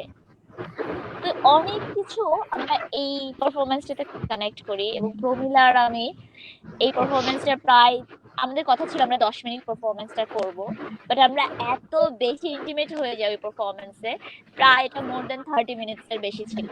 আর অডিয়েন্স রিঅ্যাকশন ভয়াবহ ছিল। ওখানে টেম্পল দেখতে আসে অডিয়েন্স, টেম্পল না দেখে আমাদের পারফরমেন্সে দাঁড়ায় গেছে। আর ফটোগ্রাফার তো আর বলার বাইরে, মানে আমাদের এটা ফটোগ্রাফার দেখাই যাচ্ছে ছবিতে, এবং হ্যাঁ ইন্টেন্স তো হবেই। আজকের গল্পই ইন্টেন্স হয়ে যাচ্ছে। হ্যাঁ, আমরা টাইম লাইন ছাড়িয়ে অন্য জায়গায় চলে যাব, খালি ফটোগ্রাফারের ছবিগুলো এখানে দেখাও যাবে না, কিন্তু চলবে রিয়া, এই গল্পটা চলবে, আমরা আবারও গল্প করব। কিন্তু টুনটুনের কাছে যাই, টুনটুনের একদম শুরুর দিককার কিছু কাজ নিয়ে আমি গল্প শুনতে চাই টুনটুন, তারপরে পারফরমেন্সে যাব। টুনটুনেরও পারফরমেন্সের গল্প খুব মানে আরো বেশি ইন্টেন্স আমার মনে হয়, বাট দেখা যাক ওর ফাঁকিবাজি কাজগুলা কিরকম ছিল, এবং সেখান থেকে আসলে টুনটুনের এখনকার পারফরমেন্সের কোনো কানেকশন খুঁজে পাওয়া যায় কিনা। আমি পাই। সেই জন্যই আমি ইচ্ছা করে খোঁচায় তোলা কাজগুলা। আচ্ছা আচ্ছা, তো টুনটুন শুনি। শুরু করব? হ্যাঁ, শিওর। আচ্ছা, এই কাজটা আমার অসম্ভব পছন্দের একটা কাজ। হ্যাঁ, নিজের কাজ সবারই প্রিয়, বাট এটা খুব পছন্দের একটা কাজ। এটা আমি করি 2013-এ মাস্টার্স এর সাবমিশনের কাজ, ক্লাস সাবমিশনের কাজ। তো ওই সময়টায় যে বললাম যে আমার রিসার্চ বা আমার পড়াশোনা চলছিল, যে একাডেমিক প্র্যাকটিসের বাইরে আসলে আমি কোথায় ইন্টারেস্ট খুঁজে পাই। তো আমাদের এখন ডিপার্টমেন্টের কথা আসলে আমি কম্পারিশনে যেতে চাচ্ছি না, বাট চলে আসে আসলে, যেহেতু আমি ভিকটিম, আমি ফেস করে আসছি। তো অনেক কিছুই আসলে আমি ফেস করে আসছি, হ্যাঁ, সার্ভাইভ করে আসছি। অনেক কাজই ধর আমার ডিপার্টমেন্টে অ্যালাউ করতো না, বা আমার কাজ দ্য লেভেল অফ ওয়ার্কের যে ব্যাপারটা ছিল ওইটা রিচ করতো না। হ্যাঁ, তো তারপর আমি খুব একটা না মানে ডিপ্রেসড, ফ্রাস্ট্রেটেড হতাম না, যে ঠিক আছে আমি যেটা করছি আমি জানি আমি কি করছি। I never work for marks. আমার যেটা ভালো লাগতো আমি সেটা করতাম, করে আসছি। তো আমার এই কাজগুলা মোটেও অ্যাপ্রিশিয়েট হয়নি। তোর কি মনে হয় যে বিকজ তোমার একটা আসলে অন্য কাজের জায়গাও ছিল, অনেকের হয় না যে অন্য অন্য কাজ নেই, অন্য সার্ভাইভালের জায়গা নেই, মার্কসটা তখন প্রাধান্য করতে হয় তাদেরকে, কারণ এই জায়গা থেকে যে কোয়ালিটিটা আসবে, সার্টিফিকেটটা আসবে, সেটা দিয়ে পরবর্তী সার্ভাইভ করতে হবে। না না, সেজন্য বললাম যে আমি কম্পিটিশনে যাচ্ছি না বা কাউকে ব্লেমও করছি না, আমি নিজেরটাই জাস্ট নিজেকেই বোঝাচ্ছি। হ্যাঁ, যে আমি হয়তো হতো না একটা ফ্যাসিনেশন যে একটা ভালো মার্কস কেন আসে না আমার, হ্যাঁ, গ্র্যাজুয়ালি কেন আমাকে পুর মার্কস দেওয়া হয়। তো আমি কিন্তু আমি না এটা নিয়ে খুব বেশি হতাশ হতাম না, আমি অলওয়েজ চিল, আচ্ছা ঠিক আছে আবার এই মার্কস দিয়েছে, ডাজন্ট ম্যাটার, বাট আমি আমার কাজ আমার মতো করেই করে যেতাম, কন্টিনিউ। আমি কখনো কারো কথা শুনিনি, এটা সত্য কথা। তো এই কাজটা যখন করি, এই কাজগুলোর একটা সিরিজ আছে, 3টা কাজ মিলে একটা কাজ, হ্যাঁ, আরো 2টো কাজ আছে কাজটার। তো এই কাজের যে মেটেরিয়ালস গুলা, এই মেটেরিয়ালস গুলো কিন্তু আমি কালেক্ট করি পুরান ঢাকা থেকে। হ্যাঁ, পুরান ঢাকার বিভিন্ন জায়গা থেকে। হ্যাঁ হ্যাঁ, এটা দুটো। আরেকটা আছে, একটা অনেকটা দেখতে মুরগির মতো আমার এই কাজটা। হ্যাঁ, খুব ইন্টারেস্টিং, সবাই এটার নাম দিয়েছে মুরগি। হ্যাঁ, তো এই 3টা কাজ করি আমি। এই মেটেরিয়ালস গুলা আমি পুরান ঢাকা থেকে কালেক্ট করি, করে নিজের মতো করে মডিফাই করি। যে মানে তখন থেকে যে বললাম না, রিসার্চের পাশাপাশি ইনস্টলেশন, ফাউন্ড অবজেক্ট, কিভাবে ফাউন্ড অবজেক্টকে নিজের মতো করে ইউটিলাইজ করা যায় নিজের মনের মতো করে। তো এইভাবেই আসলে আমার কাজ শুরু করা। এগুলাই বলবো আমার ভিজুয়াল আর্টে আসার প্রথম স্টেপ, প্রথম স্টেয়ার। তো এই কাজগুলো যে টাইটেল দেখলেও হয়তো বা বোঝা যাচ্ছে যে এটার ভিতরে আমি একটা ফিগারেটিভ, একটা ফিমেল ভার্সন, হ্যাঁ, ওম একটা ব্যাপার, আমাদের গর্ভের যে একটা ব্যাপার, হ্যাঁ, মানে গর্ভ বলতে আমি যেটা মিন করছি, সরি, গর্ভ না, গর্ভের ব্যাপার, উচ্চারণে ভুল। তো এই জিনিসগুলো আগে থেকেই অনেক বেশি ফ্যাসিনেটেড ছিল আমার কাছে। তো এইভাবেই আস্তে আস্তে এই কাজগুলো করেই মনে হয়েছে যে বডিকে কিভাবে এলিমেন্ট করে পারফরমেন্স করা যায়। মানে পারফরমেন্সটা আরো পরে এসেছে। প্রথমে ভাবনাটাকে আমি স্কাল্পচারে দেখেছি, তারপর ইনস্টলেশনে দেখেছি, তারপরে মনে হয়েছে যে এই এলিমেন্ট গুলাকে যদি আমি পারফরমেন্স মানে আমার বডির সাথে অ্যাটাচ করি, বা আমার বডিকে যদি এক একটা এলিমেন্টস মনে করি, প্রত্যেকটা স্পেসে, প্রত্যেকটা সময়কে কেন্দ্র করে, প্রত্যেকটা কনটেক্সটকে কেন্দ্র করে কাজ দেখিয়ে যাচ্ছি, জাস্ট এই কাজগুলো সিরিজ ওয়ার্ক, এগুলো সব। হ্যাঁ, কারণ সবগুলো নিয়ে কথা বলার হয়তো আমাদের একসাথে সময় হবে হ্যাঁ, না, একটা আমরা একটা করে বলা যাবে না। হ্যাঁ, তো এই কাজগুলো আমি আমার লেভেল দিয়ে চেষ্টা করেছি যতটুকু সম্ভব করার, কিন্তু প্রত্যেকটা কাজের সাথে প্রত্যেকটার ফর্ম বলো, প্রত্যেকটার কালার, প্রত্যেকটার সিচুয়েশন, প্রত্যেকটার সাথে প্রত্যেকটা লিঙ্কড, মানে একটা থেকে আরেকটা এসছে, সিকুয়াল অনেকটা হয় না নাটকের বা মেগা সিরিয়ালের সিরিজের মতো, যে একটা থেকে একটা, এবং পুরো এন্টিটিটাই ছিল হচ্ছে আমার ফিগার, ফিগারকে কেন্দ্র করে। হ্যাঁ, এবং এই ইটসেলফ মাই ফিগার, হ্যাঁ, আমার বডি, হ্যাঁ, যে আমার বডি এটা ফিমেল বা male doesn't matter, female body, আমি যেহেতু বিলং করি ফিমেল বডি, সো আমার বডিকে কেন্দ্র করেই আমি প্রত্যেকটা কাজকে ভাবতাম। তো স্কাল্পচার থেকে ইনস্টলেশন থেকে পারফরমেন্স থেকে এখন আরো টুকটাক যেটা করছি। তাহলে আমরা একটু তো এইভাবে ইনস্টলেশনটা শর্ট করে দেখে নিই, এটা সম্পর্কে হ্যাঁ। শুনি। এটা একটু আমার এটা আমার চাইল্ডহুড মেমোরিকে কেন্দ্র করে একটা ইনস্টলেশন। এটা আমি ধানমন্ডিতে একটা পরিত্যক্ত বাড়িতে করা। আমরা অনেকেই প্রজেক্টের সাথে জড়িত ছিলাম। এটার কিউরেশন করেছিল ইসমাইল হোসেন নিলয়। তো এটার স্টোরিটা ছিল, বাড়িটা ভেঙে ফেলবে, অনেক পুরনো বাড়ি, ধানমন্ডি 27-এ। তো ওনারা অনেক বড় ফ্যামিলি ছিল, ওনারা বোধহয় 10-12 ভাই বোন এরকম কিছু একটা, আমি এক্সাক্টটা ভুলে গেছি। তো এটার সাথে আমি না একটা লিঙ্ক পাই যে আমার অনেক বড় ফ্যামিলি, আমরা 8 ভাই বোন, আমার একটা পুরনো বাড়ি আছে আমার বাবার, এখনো আছে, যেটা এখনো মডার্ন স্ট্রাকচার না, পুরনো দিনের একটা হাফ আড়াইতলা। হ্যাঁ, তো এটাকে কেন্দ্র করে এখনো ছোট্ট একটা উঠান আছে বাড়িতে, 2020-এ একটা ছোট্ট নারিকেল গাছ, বড়ই গাছ, একটা চাপকল, সবকিছু আছে আমার বাবার বাসাটায়। তো এটাতে এত স্মৃতি সাদিয়া আমাদের, আমরা চাইলেও এটাকে অনেক হাই স্টোরিড করতে পারি না। হ্যাঁ, গুছিয়ে উঠতে পারি না ফিনান্সিয়ালি, প্লাস করতেও পারি না, কারণ আমাদের অনেক মেমোরি বাড়িটাকে কেন্দ্র করে, জায়গার ইস্যুস, ওয়ারিশের ইস্যুস, অনেক ঝামেলা আছে, আমরা সবাই জানি প্রপার্টি নিয়ে বড় ফ্যামিলি হলে। তো এই বাড়িটার সাথে আমি আমার সেই লিঙ্কটা পাই। তখন আমি এই বাড়িটাকে ফিল করে এমন একটা জায়গা খুঁজে বের করি, এটা একটা দোতলা টেরেসের মতো, ওপেন টেরেস, এবং এই জায়গাটা হলও থাকে। তো আমার কাছে ফিলিংসটা এরকম ছিল যে একটা পরিবার যখন শুরু হয় অনেক বড় হয়ে থাকে, সে বড়টা শুধু সংখ্যাকে কেন্দ্র করে না, ইমোশন, মেমোরি, হ্যাঁ, সবকিছু মিলিয়ে। তো আস্তে আস্তে না ওই পরিবারটা যখন একটা ছোট্ট হলো দেখা দেয়, ছোট্ট একটা অ্যাক্সিডেন্ট, ছোট্ট একটা ঘটনা, যে কোনো একটা ছোট্ট কিছু, সেই ছোট্ট কিছুটাতে হতে পারে অনেক পজিটিভ, আবার অনেক সময় হয়ে যায় নেগেটিভ, ডিপেন্ড করে। তো আমি এই টেরেসটাতে এই ছোট্ট একটা হলো খুঁজে পাই।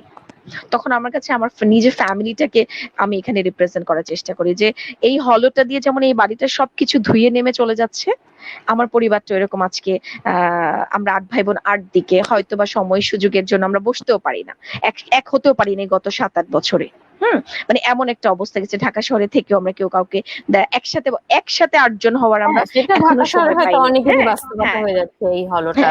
তো আমার বেড়ে ওঠা, আমার ফিলিংস, আমি বাড্ডায় বড় হয়েছে, আমি বর্ন এখানে, তো সবকিছু মিলিয়ে এটার সাথে আমার সম্পূর্ণ খুব ইমোশনাল, খুব বেশি আর্টিস্টিক বা কনসেপচুয়াল কিছু না, বাট আমার ইমোশন ছিল এই কাজটার মধ্যে অনেক, এবং আমি ইমোশনটাকে আসলে মেল্টিং এর যে একটা ফিলিংস ছিল, এই আইসটাকে দিয়ে সে রিপ্রেজেন্ট করার চেষ্টা করেছে, এবং আইসের ভিতরে আমি এক একটা ব্রিককে কালার করে দিয়েছিলাম জেন্ডার ডিভিশন করার জন্য, আসলে জেন্ডারকে যে ইয়েলো আর রেড কে আলাদা আলাদা করেছিলাম, যে হ্যাঁ আমরা ভাই বোন ছিলাম, 8 ভাই বোন। হ্যাঁ, মানে খুবই চাইল্ডিশ একটা ব্যাপার, কিন্তু এখানে আমার প্রচন্ড পরিমাণের মানে অনেক মেমোরি আর ইমোশন কাজ করেছে এই কাজটাতে।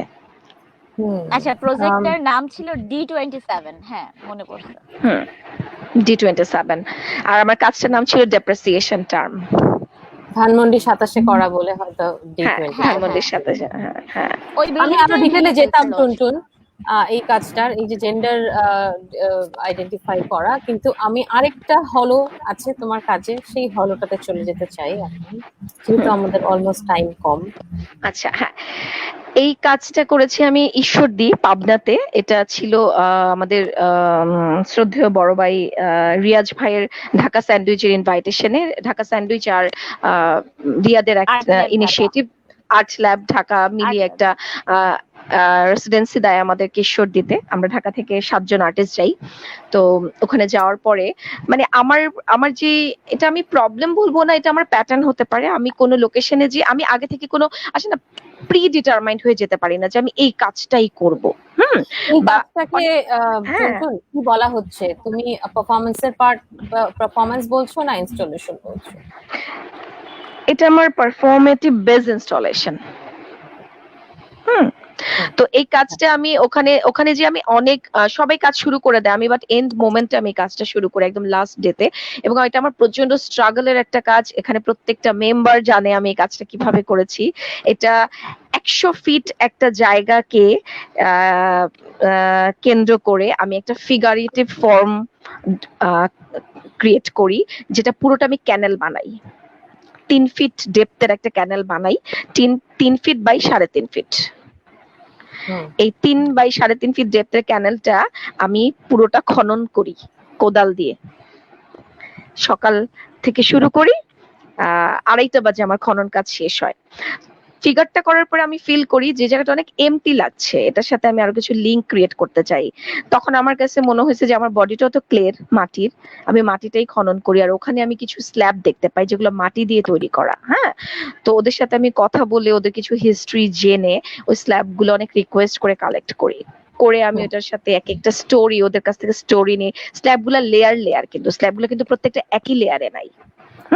তো ওই এলাকাটাতে যে ধনী লোক আছে কিভাবে ডমিনেট করে, একটু যারা আর্থিকভাবে মানে সচ্ছল না তাদের কি সিচুয়েশন, ওই গ্রেড অনুযায়ী, ওই গ্রাজুয়েশন অনুযায়ী আমি স্ল্যাব গুলাকে ইনস্টলেশন করি ওখানে। করার পরে আমার কাছে মনে হয় যে আমি যে জিনিসটা করলাম এই উপলব্ধিটা তো ওদেরকে আমার দিতে হবে। ওরা যারা ওখানে অসচ্ছল পরিবার, যাদের অনেক অর্থ নেই, তাদেরকে অনেক ডমিনেট করে ওই অঞ্চলটা, পালপাড়া বলে ওই জায়গাটা, ঈশ্বরদীর একটা জায়গা। তো আমি যখন মাটির ভিতরে ঢুকে যাই, ওখানকার খুব ভালো ভালো যারা প্রভাবশালী লোক ছিলেন, হ্যাঁ, ওরা তখন মনে করে যে আসলে আমরা ঢাকা শহর থেকে যাওয়া, মানে আমার অনেক কাজ না সাদিয়া খুব বেশি জায়গায়। হ্যাঁ, এটা অনেক বড় একটা এরিয়া, অনেক বড় একটা এলাকাকে কেন্দ্র করে। তো ঢাকা থেকে গেলে না মানুষের মাথায় একটা জিনিস থাকে যে ঢাকা শহরের মেয়ে বা ঢাকা শহরের ছেলে, ওরা তো এরকম হবে না ওইরকম হবে না। এই কনসেপ্টে কিন্তু আমাদের দেশের এখনো প্র্যাকটিসে আছে। আর যখন থেকে আমি পারফরমেন্স শুরু করি, আমার কাছে বরাবরই মনে হয় যে আমি যখন বাইরে কাজ করি, পাবলিক আর্ট করি না, খুব বলি তো পাবলিক আর্ট প্র্যাকটিস করছি, তাহলে যেই কাজটাকে আমার পাবলিকের সাথে অ্যাটাচমেন্ট ক্রিয়েট হবে না, আমি ওদের চোখে মুখে আমি ফিল করাতে পারবো না যে এটা তোমার জন্য করা, শুধু আমার একার জন্য না। এটা হতে পারে তোমার বিনোদন, এটা হতে পারে তোমার কষ্টকে রিপ্রেজেন্ট করা, এটা হতে পারে তোমার সামান্য সময়ের জন্য তোমাকে আনন্দ দেওয়া। তো আমি এটার তখন ইনস্ট্যান্ট আমার মনে হয়, আমার তখনও মনে ছিল যে আমি পারফরমেন্স করবো, অ্যাকচুয়ালি মনে ছিল যে ঠিক আছে ইনস্টলেশন ডান। তৎক্ষণাৎ আমার মনে হলো যে এটার মধ্যে না আমার পুরো দিনের জার্নিটাকে আমি রিপ্রেজেন্ট করি যদি আমি এটার ভিতরে ঢুকে যাই। আর তখন পর্যন্ত আমি ভাত খাইনি, আমি আবার আমার কাজের আগে আমি খেতে পারিনি, এটা আমার সাথে যারা কাজ করে তারা জানে। বাবারা ভাবে যে না খেয়ে থাকে আর্টিস্টরা, এই জন্যে। হ্যাঁ, এই যে এটা আমার বন্ধুরা জানে যে আমি খেতে পারি না যেদিন আমি পারফরমেন্স করি বা কোনো কাজ করি। তো আমি সেদিন খাবারটা নিয়ে না ওটার ভিতরে ঢুকে যাই। আমার প্রায় ছিল ওর পারফরম্যান্সের পার্ট হয়ে যাবে খাবারটা। হ্যাঁ, আমার কিন্তু আসলে মানে বিষয়টা ছিল আমি ওখানে বসে খাবো। হ্যাঁ, আমি যেহেতু অনেক ক্ষুধার্ত হয়ে গেছি, আমার কাজ শেষ, তো আমি ওটার ভিতরে প্রায় কাজ করবো না, খাবো, চলো দুজন একসাথে। সো ঘন্টা খানেকের মতো আমি ওটার ভিতরে জার্নি করি। হ্যাঁ, একটু রেস্ট নেই, টায়ার্ড সিরিয়াসলি, বাট পুরো বিষয়টা ছিল এরকম যে আমার কিছু সময়ের জন্য মনে হয়েছে যে আমি যে 4-5টা দিন এখানে ছিলাম, এই জায়গার মানুষগুলোকে তো আমি ওইভাবে জড়িয়ে ধরতে পারি নাই আসলে, তাই না? আমার মনে হয়েছে মাটিটাতে ঘুমানোর পরে বা মাটিটাকে জড়াই ধরার পরে আমার মনে হয়েছে যে আমি প্রত্যেকটা মেম্বারকে, প্রত্যেকটা মানুষকে, গাছপালা, প্রত্যেকটা জিনিসকে আমার বুকের সাথে জড়াই ধরতে পারছি। ওই মানে অনুভূতিটাই আসলে অন্যরকম ছিল আমার ওই সময়টাতে। রিয়ারা ছিল, ওরা আরো ভালো বলতে পারবে যেহেতু ওরা অডিয়েন্স রিয়াকশন দেখেছে, অনেক অডিয়েন্স ছিল। আরেকটা কাজও দেখতে পাচ্ছি তুমি, give me trust, give me love, get trust, এখানে হচ্ছেটা কি? এটা এখানে আমি সবার ভালোবাসা চাইছিলাম, যাই হোক সবাই আমাকে ভালোবাসা দেয়নি। আচ্ছা, এটার ঘটনা ছিল, আমরা সবাই জানি 2016-এ ইন্ডিয়াতে রোহিত বেমুলা নামে একটা ছেলে ছিল যে সুইসাইড করে। তো আমি ওই সময় কিপাফে ছিলাম। তো কিপাফে থাকার পরে অনেক কিছুই শুনলাম, একটু ঘাটাঘাটি করলাম যে ঘটনাটা কি ঘটলো। তো ওই দিন শেষে না সব জায়গায় এক, মানে দেশ বিদেশ সব জায়গায় একই অবস্থা। মানে আহ শক্তিশালীরাই জয়ী হবে, এটাই স্বাভাবিক, তাই না? দুর্বলরা নিচেই থাকবে, এটাই স্বাভাবিক, এটা অস্বাভাবিক কিছু না। তো ওই সময়টা আমার কাছে এই পারফরমেন্সটা স্বাভাবিক করার না কথা ছিল টুনটুন, না। আমার মনে হয় এটা বাস্তবতা। স্বাভাবিক যদি আমরা এটাকে নর্মালাইজ করি তাহলে আসলে আমাদের স্বাভাবিক হয়ে গেছে তো সাদিয়া, এটা আমাদের বাস্তবতা। লাইবিলিটিস বাস্তবতা আছে, তো এটা বাস্তবতা। আচ্ছা, স্বাভাবিক এটা একটা বিশাল তর্কের বিষয়, আমরা Same, আরেকদিন বসবো এটা নিয়ে। same, আচ্ছা, same. তো ওই সময়ের উপলব্ধিটা এরকম ছিল যে আহ আমাকে কি সত্যি আসলে কেউ ভালোবাসে কিনা, বা আমি এই যে এত দূরে আছি, বা আমি আমার ফ্যামিলিতে আছি, আহ আমাকে কি সত্যি তোমরা আসলে ভালোবাসো, বা আমি যে ভালোবাসি, আমি যে মানুষ, বা আমাকে যে ভালোবাসো, আমি যে মানুষ, এই এই সিচুয়েশনে আমি যদি মনস্টার হয়ে যাই, বা এরকম যদি হতো যে আজকে আমরা মাছ মাংস খাচ্ছি, গরু হাঁস সব খাচ্ছি, তাই না? গরু জবাই করে খাচ্ছি, খাসি খাচ্ছি, মুরগি খাচ্ছি, যদি মানুষ কাটা যেত তাহলে বিষয়টা কেমন হতো? যে মানুষের মাংস খাচ্ছি, সিচুয়েশনটা তাহলে কি হতো? গরুরও নিশ্চয়ই একটা কমিউনিটি আছে, একটা গরু যদি কমে যায় 10টা গরু থেকে, বিষয়টা কেমন না? ওরকম আমাদের 10 জনের থেকে যদি একজনকে কেটে বিক্রি করে একই তো এরকম বিষয়টা, তাই না? এখন হয়তোবা পৃথিবীর প্রসিডিউরটা এরকম না দেখে আমরা বেঁচে গেছি, হ্যাঁ, আমরা অনেক লাকি। তো ওই সময়ের ফিলিংসটা অ্যাকচুয়ালি বলতেছি, আমি এখনকার কথা বলতেছি না। তারপরে আরেকটা ইস্যু ক্রিয়েট হয়, রোহিত বেমুলার পাশে একটা দাঙ্গা লাগে কলকাতার নর্থ কলকাতায়, হিন্দু মুসলমানের দাঙ্গা লাগে গরু নিয়ে, মা নিয়ে। ওই সময়টায় 3-4 দিনের মতো একটু ট্রাফিক থাকে, ওরা খুব মারামারি করে। তো সবকিছু মিলিয়ে আমার কাছে মানে ওই সময়টা উপলব্ধি হচ্ছিল যে নিজেকে আসলে মানুষও মনে হচ্ছিল না। যে আসলে আমি যদি আজকে নিরুপায় থাকি না, আমার যদি কোনো বেজ না থাকে, আমাকে যে কোনো সময় যে কেউ কেটে বিক্রিও করে দিতে পারবে, খেতেও পারবে। আমরা এতটা ভয়ঙ্কর হয়ে যাচ্ছি, আমরা দিন দিন এতটা ভয়ঙ্কর হয়ে যাচ্ছি যে আমরা একজন আরেকজনকে কাটতে দ্বিধাবোধ করি না, তাহলে খেতে সমস্যা কোথায়? তুমি যদি আমাকে কাটতেই পারো, খেয়েও ফেলো বারবিকিউ করে। ওই জায়গা থেকে উইদাউট অ্যানাউন্স এই পারফরমেন্সটা করি। আমার সাথে ছিল ঢাকার একজন আর্টিস্ট আলী আসগর। তো ওকে আমি বলি যে তুই আমাকে একটু হেল্প করবি, যেহেতু আমি ফল পেপার র‍্যাপ করা থাকবো, আমি তো দেখতে পাবো না, তো আমি একটু প্রিটেন্ড করব আমি সানগ্লাস পরা থাকবো, তো লোকজন ভাববে যে আমি দেখতে পাচ্ছি। আর আমি নাকের জায়গাটা কেটে রাখি যেন স্মেল, আমাকে ব্রিথ ইন ব্রিথ আউট, মানে ব্রিথ তো নিতে হবে। তো তুই শুধু আমাকে ডিরেকশন দিবি যেন আমি কোনো ক্যানেলে পড়ে না যাই, কারণ এটা একটা নর্থ কলকাতার একদম চিপা একটা রাস্তা, এবং আমরা জানি যে কলকাতার ওই জায়গাগুলো খুবই ভয়ঙ্কর হয়। হ্যাঁ, তো ও আমাকে জাস্ট বলে 1 ফিট সামনে যাও, 2 কদম পেছনে যাও, ক্যানেল আছে কিনা, এইভাবে ডিরেকশন দেয়। প্রায় ঘন্টাখানেক আমরা হাঁটি। বেশ অনেকটা যাওয়ার পরে আমি একটু হয় না রক্তের গন্ধ পাওয়া, একটু মাংসের দোকানের সামনে দিয়ে গেলে আমরা একটু রক্তের গন্ধ পাই না, বুচার শপ। তো আমি আলীকে জিজ্ঞেস করি, Ali is there have any butcher shop? তো আলী বলে, হ্যাঁ টুনাপু, সামনে একটা মুরগির মাংসের দোকান আছে। পরে আমি বলছি, আমাকে একটু নিয়ে যাও ওখানে। তো আমাকে ওখানে নিয়ে যায়, নিয়ে যাওয়ার পরে আমরা দেখতে পাই একটা বুচার শপ, একটা লোকও আছে ওখানে।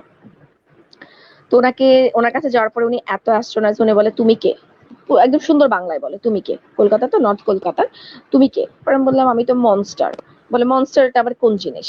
পরে বললাম, আল্লাহ তুমি জানো না, তুমি মুরগি কেটে সেল করতেছো, মনস্টারের মাংস অনেক এক্সপেন্সিভ, তুমি আমাকে কাটো না, দেখো সবাই আসবে এখন তোমার কাছে কিনতে। ও এত ভয় পেয়ে গেছে, এত ভয় পেয়ে গেছে, ও জাস্ট মানে ওর ছুরিটা রেখে দৌড় মারছে।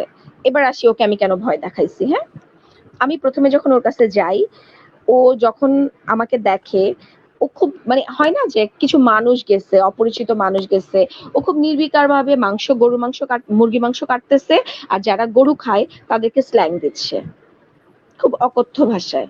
হ্যাঁ, তো আমার একটা ব্যাপার ছিল যে তুমি মুরগি কাটতেছো, আমি ধর্মের ইস্যুতে যাবো না, এটা অনেক বড় কন্ট্রোভার্সিয়াল বিষয়, এটা অনেক বড়, অনেক তর্কের বিষয়, এগুলোতে আমার যাওয়ার প্রশ্নই আসে না। আমার ইনস্ট্যান্ট ফিলিং যেটা কাজ করেছিল যে তুমি ঠিকই নিজে একটা ক্রাইম করতেছো, একটা নিষ্পাপ একটা জিনিসকে কাটতেছো, ওদিক দিয়ে তুমি আবার যারা গরু কাটতেছো তাদেরকে বকতেছো, তাহলে এবার তুমি আমাকে কাটো। মানে আমি অনেকটা অ্যাটাকিং মুডেই গেছি, বিং ভেরি অনেস্ট। হ্যাঁ, কারণ ও অনেক অ্যাটাকিং ছিল, তো আমি ওকে ভয় দেখাইছি, ইন্টেনশনালি ভয় দেখাইছি। তারপরে ও সবকিছু রেখে ঠেলে দৌড় দিয়ে চলে যায়, পালায় চলে যায়। তারপরে আলী আমাকে বলে, টুনাপু এখান থেকে চলো ভাগি, নয়তো তুমি সহ সবাই মাইর খাবো আমরা। তারপরে আমরা সবাই ওখান থেকে দৌড়ে পালাই, তারপরে সবাই ওখান থেকে দৌড়ে চলে আসি। বাট এই যে এক্সপেরিয়েন্স গুলো না সাদিয়া, কিছু পারফরমেন্স আমার আছে যেগুলো কোনো কনসেপ্ট নাই, যেগুলার খুব আর্টিস্টিক থট নাই, যেগুলো আমার খুব ইনস্ট্যান্ট ফিলিংস, আমি যেটা ওখানে ক্রাইসিস ফিল করি, আমার বেশিরভাগ পারফরমেন্স ক্রাইসিসকে কেন্দ্র করে, যে আমি যেটাকে অনেক বেশি ক্রাইসিস ফিল করি সেটা শুধু আমার না, আমার পরিবারের না, হ্যাঁ সবাইকে নিয়ে, বা যেটা শুধু একান্তই আমার হয়তো বা। তো এরকম অনেক ক্রাইসিসকে কেন্দ্র করে আমার অনেক পারফরমেন্স করা, বেশিরভাগ পারফরমেন্স আমার ক্রাইসিসকে কেন্দ্র করে করা, একদম খুব ইন্টেলেকচুয়াল কনসেপ্ট রেডি করে যে আমি পারফরমেন্স করি তা কিন্তু না।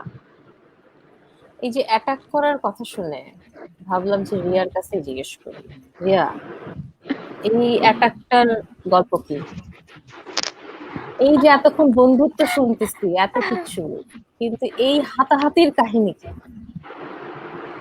আচ্ছা, তুমি আরো কয়েকটা স্ন্যাপ দেখাও, তাহলে হচ্ছে আমি তোমরা শুরু এতই করি। অ্যাটাকের মুডে ছিলা যে ছবি পাওয়া যাচ্ছিল না এই অ্যাটাকের, কিন্তু বলতে থাকো শুনি। আচ্ছা, এটা হচ্ছে গুয়াহাটিতে করা একটা এটা পারফরমেন্স। ঠিক আছে। আমার এতদিনের ফার্স্ট কোলাবোরেশন ছিল এটা। এটা হচ্ছে এই পারফরমেন্সটা ছিল একটা রেসিডেন্সি পার্ট। এটা হচ্ছে রাহুল কন্ডাক্ট করছিল, রাইট? কিন্তু রাহুল ভট্টাচার্য।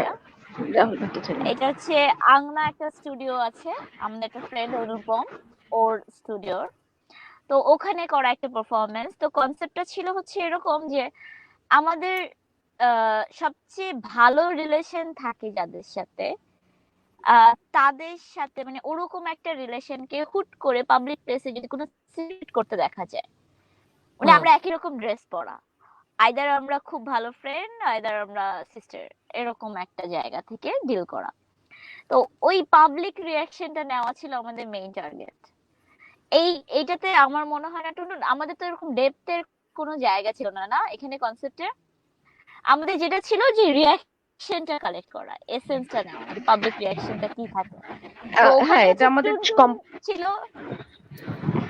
মানে ওখানে টুনটুনের রোলটা ছিল হচ্ছে ও রাগ করে আছে, ওর রাগটা আমার ভাঙানো। এই হচ্ছে রাগ ভাঙানো না, মনে তো হচ্ছে মারামারি হচ্ছে। আমি একটু অ্যাড করি। হ্যাঁ, হারানো ভাঙানো দূরের কথা, রাগ কেন করছে সবার আগে সেইটা নিয়ে মারামারি হচ্ছে। আমি জাস্ট অ্যাড করব যেটা, যে অডিয়েন্স রিঅ্যাকশন থেকে আমি কি পাই। এই যে অডিয়েন্স রিঅ্যাকশন, হ্যাঁ অডিয়েন্স রিঅ্যাকশন থেকে আমি কি পাই। স্টার্টিংটা এরকম ছিল যে আসলে আমাদের দুজনের একটা প্রি কনসেপ্ট ছিল আমরা একটা পারফরমেন্স করব। তো পারফরমেন্স করব, আমরা দুজন একই রকম ড্রেস পরি, একইভাবে চুল বাঁধি, সবকিছু একরকম করি। তো আমাদের ইচ্ছা ছিল যে আমরা একটা নির্দিষ্ট জায়গায় যাচ্ছি, ওখানে যে আমরা একটা পারফরমেন্স করব। কিন্তু যখন আমরা বাসে থাকি হঠাৎ করে না আমি অফ হয়ে যাই। মানে আমার বেশিরভাগ পারফরমেন্স, যারা আমার সাথে টুকটাক কাজ করেছেন তারা জানেন আমি কোনো অ্যানাউন্স করে পারফরমেন্স করি না। হ্যাঁ, আমি পারফরমেন্স শুরু করে দিই, যার জন্য আমার বেশিরভাগ পারফরমেন্সের স্টার্টিং কোনো ডকুমেন্টেশন নাই। তো আমি উইদাউট নোটিস আমি পারফরমেন্সে ঢুকে গেছি। রিয়া তখনও জানে না যে টুনটুন পারফরমেন্সে ঢুকে গেছে। একটু পরে জাস্ট মিনিট দুয়েক পরে রিয়া টের পায় যে টুনটুন পারফরমেন্সে ঢুকে গেছে। তখন রিয়া বুঝে যে মামা তো ঢুকে গেছে, এখন মামাকে কনভিন্স করতে হবে। ঠিক আছে, বাসের মধ্যে আমাদের একটু হাতাহাতি হয়ে যায়, মারামারি হয়ে যায়। মারামারি হয়ে যাওয়ার পরে যেটা হয় বেশ ভালো হয়, আমাদেরকে বাস থেকে নামায় দেয়, আমাদেরকে বাস থেকে নামায় দেয়, আমাদেরকে বাস থেকে নামায় দেয়। এবং কন্ট্রাক্টর যখন ভাড়া চেতে আসে, ভাড়া চেতেও আসছে, হ্যাঁ এবং ভাড়া নিতে আসে, আমি ওর ভাড়া দেইনি, আমার ভাড়া আমি দিছি। হ্যাঁ, ও ওদিন ওয়ালেট নিয়ে বের হয় নাই, সো ও ভাড়া দিতে পারবে না। আমি তো জানি ও ভাড়া দিতে পারবে না, সো প্ল্যানটা আমার, ও ভাড়া দিতে পারবে না। তো কন্ট্রাক্টর বলে তোমার বোন তোমাকে ভাড়া দিতে হবে। যেহেতু আসামের লোক পুরো বাংলা বলতে পারে না, একটু ভাঙা ভাঙা সুন্দর বাংলায় বললো যে তোমার বোন তোমাকে ভাড়া দিতে হবে। পরে বললাম ও তো আমার বোন না। বোন না হলে একরকম জামা কিভাবে পরছো? পরে পেছন থেকে একটা মহিলা বলে আরে দেখো বয়ফ্রেন্ড নিয়ে ঝামেলা হয়েছে, বড় বোনেরটা ছোট বোন নিয়ে গেছে। This is the first starting of audience reaction. তারপরে আমরা যাই হোক বাস থেকে আমাদেরকে নামায় দেয়, রীতিমতো ধাক্কা দিয়ে বের করে দেয়, আমরা নেমে যাই। বাট আমরা কিন্তু এমন না যে পারফরমেন্সের মধ্যে ছিলাম না। আমরা তখন না, আশ্রম না, ওইটা ছিল ওই যে আমাদের গুরুদুয়ারা আছে না, গুরুদুয়ারা, গুরুদুয়ারা, গুরুদুয়ারার সামনে আমরা নামি। নামার পরে যেটা হয়, আমি গুরুদুয়ারার ভিতরে ঢুকে যাই। তো রিয়া আমাকে ঢুকতে দেবে না, আমি ঢুকে যাই। হ্যাঁ, ঢুকে যাই এবং রিয়াও ভিতরে ঢুকে, পরবর্তীতে ছবি আছে ঢুকে। যেটা হয়, একটা লোক বাইরে থেকে কমেন্ট করে যে ভেতরে যাও, ভেতরে যাও, ভেতরে গেলে সব ঠিক হয়ে যায়, মানে গুরুদুয়ারার ভেতরে ঢুকলে সব ঠিক হয়ে যাবে। ঠিক তখন আমাদেরকে পাস করে আরেকটা লোক যায়, সে তখন বলে ইধার মে কুছ নেহি হ্যায়, সব কুছ আন্দার মে, বলে বের হয়ে যায়। সো দিস ওয়াজ লাইক, মানে আমার জন্য অনেক বড় এক্সপেরিয়েন্স যে কোনো কিছু রিপ্রেজেন্ট কখনো, সিম্বল কখনো আসলে মানুষকে শান্তি দেয় না, শান্তি দেয় মন। হ্যাঁ, শান্তি দিবে তোমার মন। তুমি তোমার মনকে কন্ট্রোল করো, তোমার মনকে যখন তুমি কন্ট্রোল করতে পারবে তখন তুমি অটোমেটিক শান্ত হয়ে যাবে, তুমি অল্পতেই তখন হ্যাপি হয়ে যাবে। লাইফে অনেক, আমি যদি এখন নিজেকে মারিনার সাথে তুলনা করি তাহলে তো আমি মূর্খ। আমাকে আমার সাথেই নিজেকে ভাবতে হবে যে আমি টুনটুন, আমার বয়স মাত্র 5, আমি 5 বছর ধরে কাজ করছি মাত্র, এবং আল্লাহ পাকের কাছে বা যাই হোক, যার যে সৃষ্টিকর্তা, যাকে যে বিলিভ করেন, তার কাছে এইটুকু শুকরিয়া রাখতে হবে যে আপনি আমাকে যতটুকু দিচ্ছেন এইটুকুই আমি ডিজার্ভ করি, আর সামনে আমি যা ডিজার্ভ করব সেইটুকু পাওয়ার জন্য আমাকে ডেডিকেটেড হতে সাহায্য করেন। কিন্তু আমি তো নিজেকে অত বেশি ভাবতে পারি, তো ওই লোকের এই পয়েন্টটা, এই লাইনটা যে इधर में कुछ नहीं है सब कुछ अंदर में, Sadia, this was a big inspiration. এবং ওই ডায়লগটার পরে আমাদের কিন্তু পারফরম্যান্সে চেঞ্জ হইতে থাকে, আমরা কাম ডাউন কন্টিনিউয়াস, হ্যাঁ, কাম ডাউন হই, আমরা বাইরে যাই, আমরা দুজন আবার মানে অ্যাটাচমেন্টে আসি, এবং অডিয়েন্স কিন্তু তখনও থাকে কি হচ্ছে দেখার জন্য। হ্যাঁ, অডিয়েন্স কিন্তু যায় না, অডিয়েন্স যায় না, ওরা থাকে, অডিয়েন্স যায় না। কি হয়, এবং পারফরমেন্স দেখলে বোঝা যাবে যে আমি না এই কথাটা শোনার পরে এত কুল হয়ে যাই, মানে আমি যে না, হয় না যে গার্লফ্রেন্ড বয়ফ্রেন্ডের বিষয়টা যেটা থাকে, যে পরবর্তীতে আমি না উল্টা রিয়ার রাগ ভাঙে, যেখানে আমি রাগ ছিল আমার, মানে পারফরমেন্সের স্টার্টিংটা তো আমার ছিল, তাই না, উল্টা আমিও রাগ ভাঙাচ্ছি, আমি ওকে কনভিন্স করছি, মানে বিষয়টা কিন্তু অ্যাক্টিং ছিল না অনেস্টলি, মানে অনেকে হয়তো মনে করতে পারে অ্যাক্টিং, বাট অ্যাক্টিং ছিল না পুরো। ওই যে বললাম, অনেক পারফরমেন্সে না অনেক কনসেপ্ট হয় না, কনসেপ্ট সবসময় সবকিছু না, মানে সিচুয়েশন অনেক সময় মানুষকে, কোনোটাতেই কি আসলে কনসেপ্ট যেভাবে থাকে, যেটা রিয়া বলছিল যে লাইভ অ্যাকশন পুরো, তো কিছু লাইভ অ্যাকশন অনেক সময় সিচুয়েশনকে ভিত্তি করেও হয়, যেটার কনসেপ্ট পরে খুঁজে পাওয়া যায় যে হ্যাঁ এটার কনসেপ্ট এটা ছিল, আমরা জানতাম না, সাবকনশিয়াসলি আমরা এইভাবে কাজ করেছি। হ্যাঁ, সাবকনশিয়াস মাইন্ড এই কনসেপ্ট ক্রিয়েট করেছে আমাদের, তারপর আমরা বডি অ্যাকশন করেছি। তো এই পারফরমেন্স গুলো ওইটার আসলে এভিডেন্স আমার কাছে মনে হয়। আমি আরেকটা কাজে যাই যেটা তুলনামূলক দেখতে খুব শান্ত, ইন্টেন্স, অ্যাগ্রেসিভ হচ্ছে। হ্যাঁ, তোমাদের কাজে তো ইন্টেন্সিটি নিয়ে কথা বলে লাভই নেই, এখন সবাই বুঝে গেছে যারা যারা শুনতেছে। হ্যাঁ, শুনি রিয়া।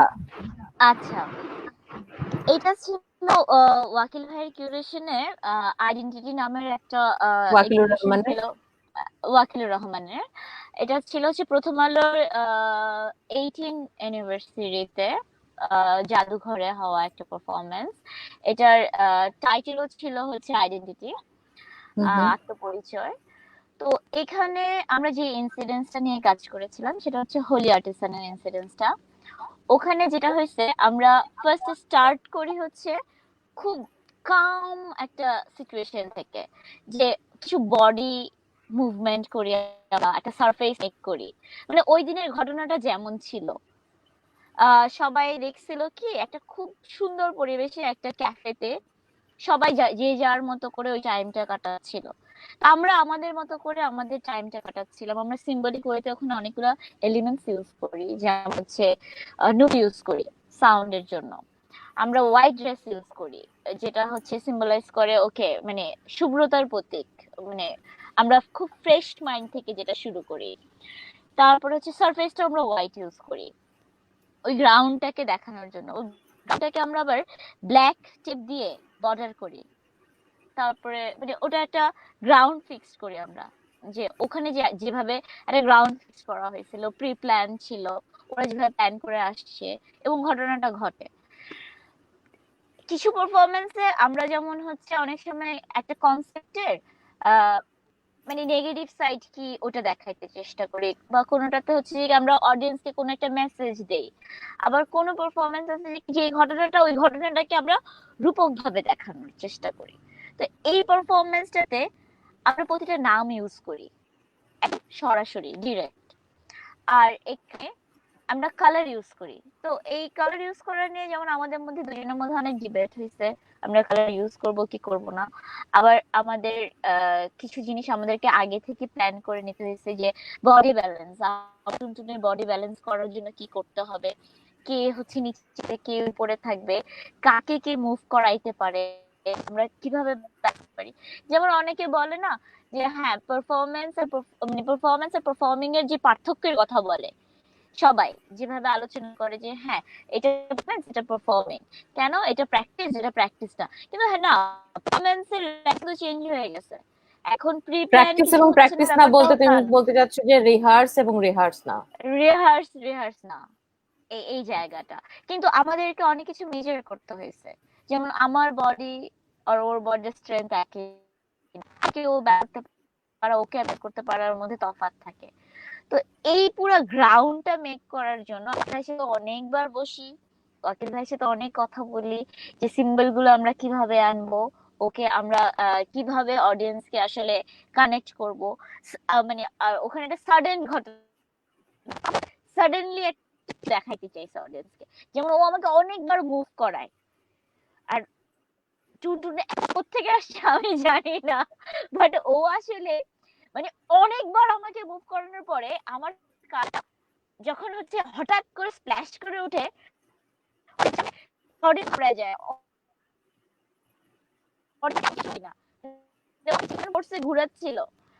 তো এই যে ওই সব কিছু চাইছিলাম যে অডিয়েন্স এই ঘটনাটাকে একদম সাথে সাথে কানেক্ট করুক, যে হ্যাঁ এই ঘটনাটা কি নিয়ে কথা বলছে। তো আমরা নাম্বারিং করছিলাম, আমরা সিম্বল ইউজ করছি এখানে, যেটা আসলে আমরা সাকসেস অডিয়েন্স। রিয়া ভয়েসটা একটু কাটছে।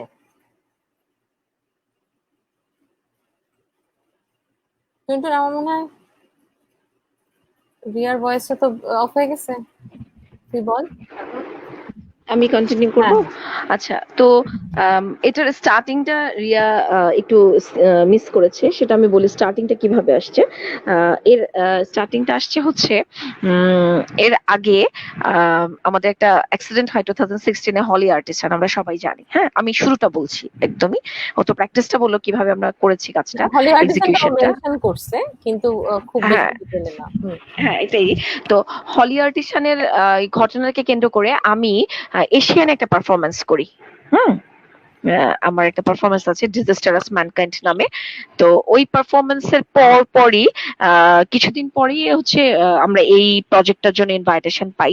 পাওয়ার পরে আমরা দুজন যখন ডিসকাস করছিলাম কাজ নিয়ে, কনসেপ্ট নিয়ে, তো ওকে আমি বলি যে রিয়া, ও অনেক কনসেপ্ট রেডি করেছিল কিন্তু আমি কোনোটার সাথে মার্চ করতে পারছিলাম না। আমি ওকে বলি রিয়া, আমার এই মুহূর্তে না ওই অ্যাক্সিডেন্টের বাইরে আমি যেতে পারছি না, মানে আমার মেন্টাল সিচুয়েশনটা এরকম যে আমি ভাবতে পারছি না যে আমরা কিসের মধ্যে জীবনযাপন করছি, যে কেন কেন এরকম হবে বা কেন এরকম করছে। মানি, পাওয়ার, প্রপার্টি গুলোই যদি সব হয় আসলে, তাহলে লাইফের ভ্যালুটা কোথায়? তখন রিয়া বলে ঠিক আছে, আমরা ইন্ডিভিজুয়ালি আলাদা হোমওয়ার্ক করি, দুদিন আমরা কেউ কারোর সাথে কথা বলবো না, আমরা ভাবি, আমরা আমাদের স্টেজে আসি, আমরা কনসেপ্ট, কারণ আমাদের এই কাজটা করতে হবে। কাজটা যেহেতু ওয়াকিল ভাই আমরা জানি অনেক সিনিয়র একজন মানুষ, অনেক বড় আর্টিস্ট, উনি আমাদেরকে ইনভাইট করেছে, তো আমাদের কাজটাকে কাজের মতো করে করতে হবে। মানে রিয়া খুব ফোর্স করে অনেস্টলি এটার জন্য, কাজটার জন্য খুব সিরিয়াস থাকে। পরে আমি বললাম ঠিক আছে, আমরা দুদিন কারোর সাথে যোগাযোগ করি না, ওর মতো করে ভাবে, আমি আমার মতো করে ভাবি। তো ফাইনালি যেদিন আমরা দুদিন পরে যখন কন্ট্যাক্ট করি, তখন হচ্ছে হয় না কিছু সময় কোইন্সিডেন্ট হয় না যে দুজন একই সাথে একই কথা বলে। তো ওই দিন জাস্ট রিয়া আর আমি একই সাথে একই কথা বলছিলাম, লেটস গো ডু ইট। তখন ও বললো যে তুমি আসতে পারবে আমার বাসায়? পরে আমি বললাম যে হ্যাঁ আসতে পারবো। তো আমি তখন চিটাগাং রোড থাকি, তো আমি খুব অভ্যস্ত বাসে চলাফেরা করে। হ্যাঁ, তো চলে আসলাম লোকাল বাসে, চলে রিয়ার বাসায়। আসার পরে রিয়া বললো যে না চলো আমরা এটা করি, আসো। ও দুটো লাইন রেডি করে, ওই দুটো লাইনের গল্পে, মানে আমাদের কিন্তু একটা ছোট্ট কবিতার মতো আছে, এটা 4 লাইনের একটা কবিতা আছে এই কাজের কনসেপ্টে। ও দুটো লাইন রেডি করে, আমি দুটো অ্যাড করি। হ্যাঁ, 4টা লাইন হয়ে যায়। তখন মনে হয় যে চলো এটার সাথে একটু আমরা ফিজিক্যাল এক্সারসাইজ করি, কারণ ও তো আমাকে ক্যারি করতে পারবে না। তো আমরা শুরু করে দিই ফিজিক্যাল এক্সারসাইজ। 4-5 দিন আমরা ইয়োগা করি, দুজন একসাথে এক্সারসাইজ করি। হ্যাঁ, ব্যায়াম ওকে। হয় না মানে দুজনের বডিকে দুজন বোঝার জন্য যে আমি যদি ওকে প্রেস করি, আমার প্রেসের ডেপথটা কতটুকু থাকবে, ফোর্সটা কতটুকু থাকবে, প্রেশারটা ও নিতে পারবে কিনা। বা ও যদি আমাকে গলা চেপে ধরে, ওই গলা চেপাটা কতটুকু পর্যন্ত যেতে পারে, ওইটাও তো আমাকে বুঝতে হবে। হুম? তো ওই ধরনের কিছু আমাদের মুভমেন্ট, এক্সারসাইজ, প্র্যাকটিস শুরু হয়ে যায়। আমরা এগুলো করতে থাকি। ইন্ডিভিজুয়ালি করি, দুজন একসাথে করি প্রতিদিন ১ ঘন্টা ২ ঘন্টা করে। তারপরে আমাদের এই কাজটা শুরু হয় আসলে। তো মানে এই কাজটা মানে কি বলবো, শুরু করি তো আমরা হলি আর্টিসানকে কেন্দ্র করে, কিন্তু ওই মুহূর্তে মানে আমরা দুজন এতটা মানে এত বেশি দুজনের ভিতরে ইনভলভ হয়ে যাই, তখন দুজনের না ইন্ডিভিজুয়াল ক্রাইসিস গুলো আমি ইমাজিন করি যে আমার ইন্ডিভিজুয়াল ক্রাইসিস গুলো আমার চোখে ভাসতে থাকে, এবং আমি বিলিভ করি রিয়ার ইন্ডিভিজুয়াল ক্রাইসিস গুলো ওই মুহূর্তে চোখে ভাসছিল। হুম? তো হ্যালো, আমরা শুনতে পাচ্ছি সবাই? হ্যাঁ হ্যাঁ হ্যাঁ শুনতেছি। হ্যাঁ হ্যাঁ আচ্ছা, আমি জানি না রিয়া মিলছে কিনা, কখনো তোর সাথে এগুলো ডিসকাসও করি নাই, হ্যাঁ পরে হ্যাঁ সময় পাইনি, তাই না? হ্যাঁ। তো ওই না না দুজনের না না না ক্রাইসিস, ওই দুজনের ক্রাইসিস তখন আমাদের এক ধরনের প্ল্যান ছিল বডি ডিসচার্জের, আর ওই আরেক সময় ধরনের হয়ে আমাদের গেছে। কিছু পার্সোনাল শেয়ারিং ও চলছিল, যেমন আমার কিছু হ্যাঁ। পার্সোনাল লাইফের ক্রাইসিস চলছিল, ওর চলছিল। হুম। তো ওগুলার সাথে না ওই পারফরমেন্সটা খুব কানেক্টিভিটি পেয়ে যায়। ও যেমন ওই সময় আমার অনেক বড় একটা সাপোর্ট ও ছিল, ওর একটা অনেক বড় সাপোর্ট আমি ছিলাম। আমরা ওই সময় ইভেন অনেক নাইট আউট করে একসাথে, অনেক রাত একসাথে থাকি, ওর বাসায় চলে যেতাম আমি। তো আমার ক্রাইসিস গুলোর শেয়ারিং তখন আর কোনো জায়গা ছিল না, শেয়ারিংটা হইতোই ওর সাথে। তো ওই পারফরমেন্সটা করতে যায় আমরা যখন যেটা করলাম, ওই যে ক্রাইসিসের ঘটনাটা ওটার সাথে না নিজেদেরকে অনেক কানেক্ট করে ফেলি। ওখানে তুমি যদি মুভমেন্ট গুলো দেখো, তুমি দেখবা এত ইন্টিমেট হই আমরা। আর ওইটা আসলে রিয়েল জায়গা থেকে ফিল না করলে, ওটা যে অ্যাক্ট না, ওটা তুমি ওখানে থাকলে আসলে মানে ওখানে সেটাই। অডিয়েন্সরা সবাই টের পাইছে। আর ওরা সবসময় দেখতেছিলাম, আমরা সব কিছু একসাথে করতেছিলাম, কোথাও যাচ্ছি একসাথে, কোথাও কথা বলতেছি একসাথে। এই পারফরমেন্সটার আগে আসলে যে আসছে ওরা জানে যে আশেপাশে টুনটুন আছে, টুনটুনকে দেখছো আছে, আশেপাশে রিয়া আছে, তারপরে হচ্ছে কি দারুণ। চলো আমরা তো আরো গল্প করতেই পারি, অনেক কাজ আছে। আমার মনে হয় যে একদিনে এত গল্প না করে আমরাও আজকে ক্ষান্ত যেই টুনটুনকে ওকে নিয়ে ব্যস্ত হতে হবে, রিয়াকেও এক এই, জায়গা থেকে আরেক আমার জায়গায় মেয়ে ঘুমিয়ে যেতে হবে। গেছে, আমার মেয়ে মোটেও ডিস্টার্ব করেনি কিন্তু। না না না, তা বলছি না, কিন্তু আজকে এখানে শেষ করি। আমার মনে হয় যে আমরা আরো একদিন কোনো এক সময় নতুন বছরে তোমাদের নিয়ে আবার বসবো এবং আবার অনেক ইনশাল্লাহ ইনশাল্লাহ গল্প নতুন শুনবো। কাজ আমরা নিয়ে। শুনতেই পাচ্ছি যে আরো অনেক পসিবিলিটিস হাতে, তাই না? রেসিডেন্সির গল্প শুনলাম শুরুর দিকে, নতুন কাজ ধরছে রিয়া, ইনিশিয়েটিভ গুলো থাকছে, তো সেগুলো নিয়ে আমার মনে হয় আরো নতুন গল্প শুনবো। রিয়া শুনতে পাওয়া যাচ্ছে? রিয়ার ফ্রেমটা পজ হয়ে গেছে।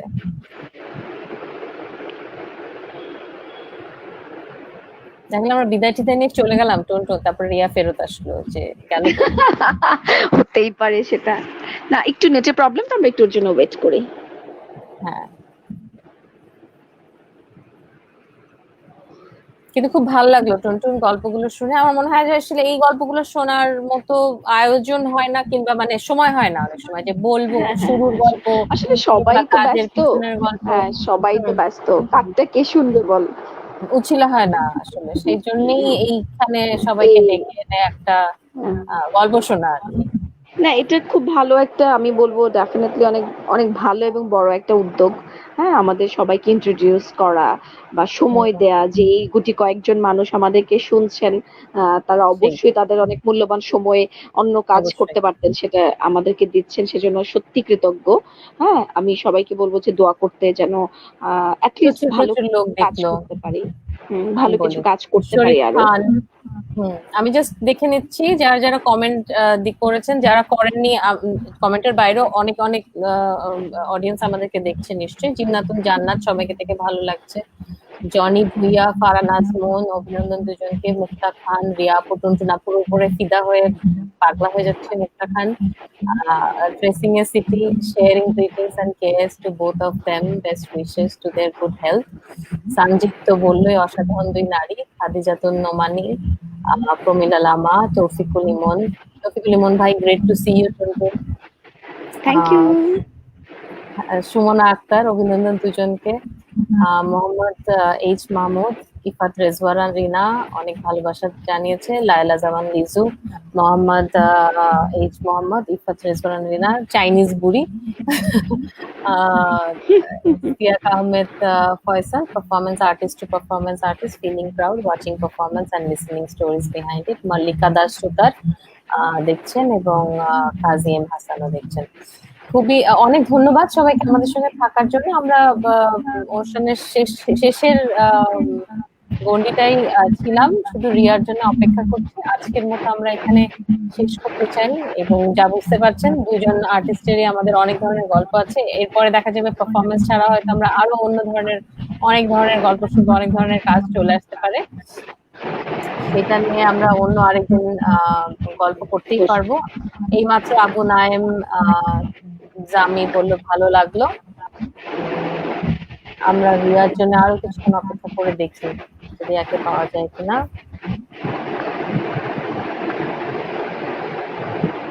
রিয়া বোধহয় নাই। রিয়া আসলে আমার একটা সিচুয়েশনে লাইভে ছিল।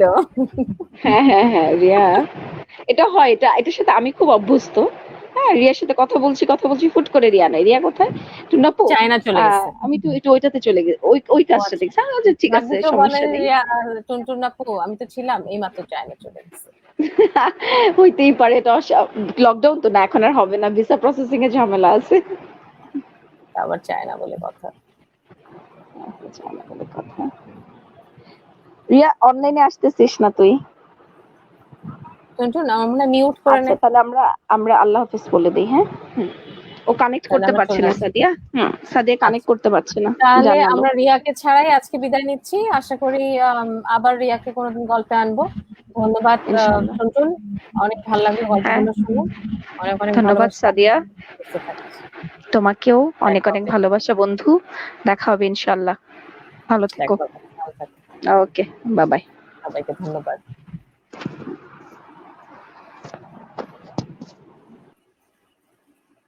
সবাইকে অনেক ধন্যবাদ আমাদের সঙ্গে থাকার জন্য। আগামী শনিবার আশা করছি আমাদের সঙ্গে আবার জয়েন করবেন রাত 9টায় নতুন দুজন অতিথি গল্প শোনার জন্য।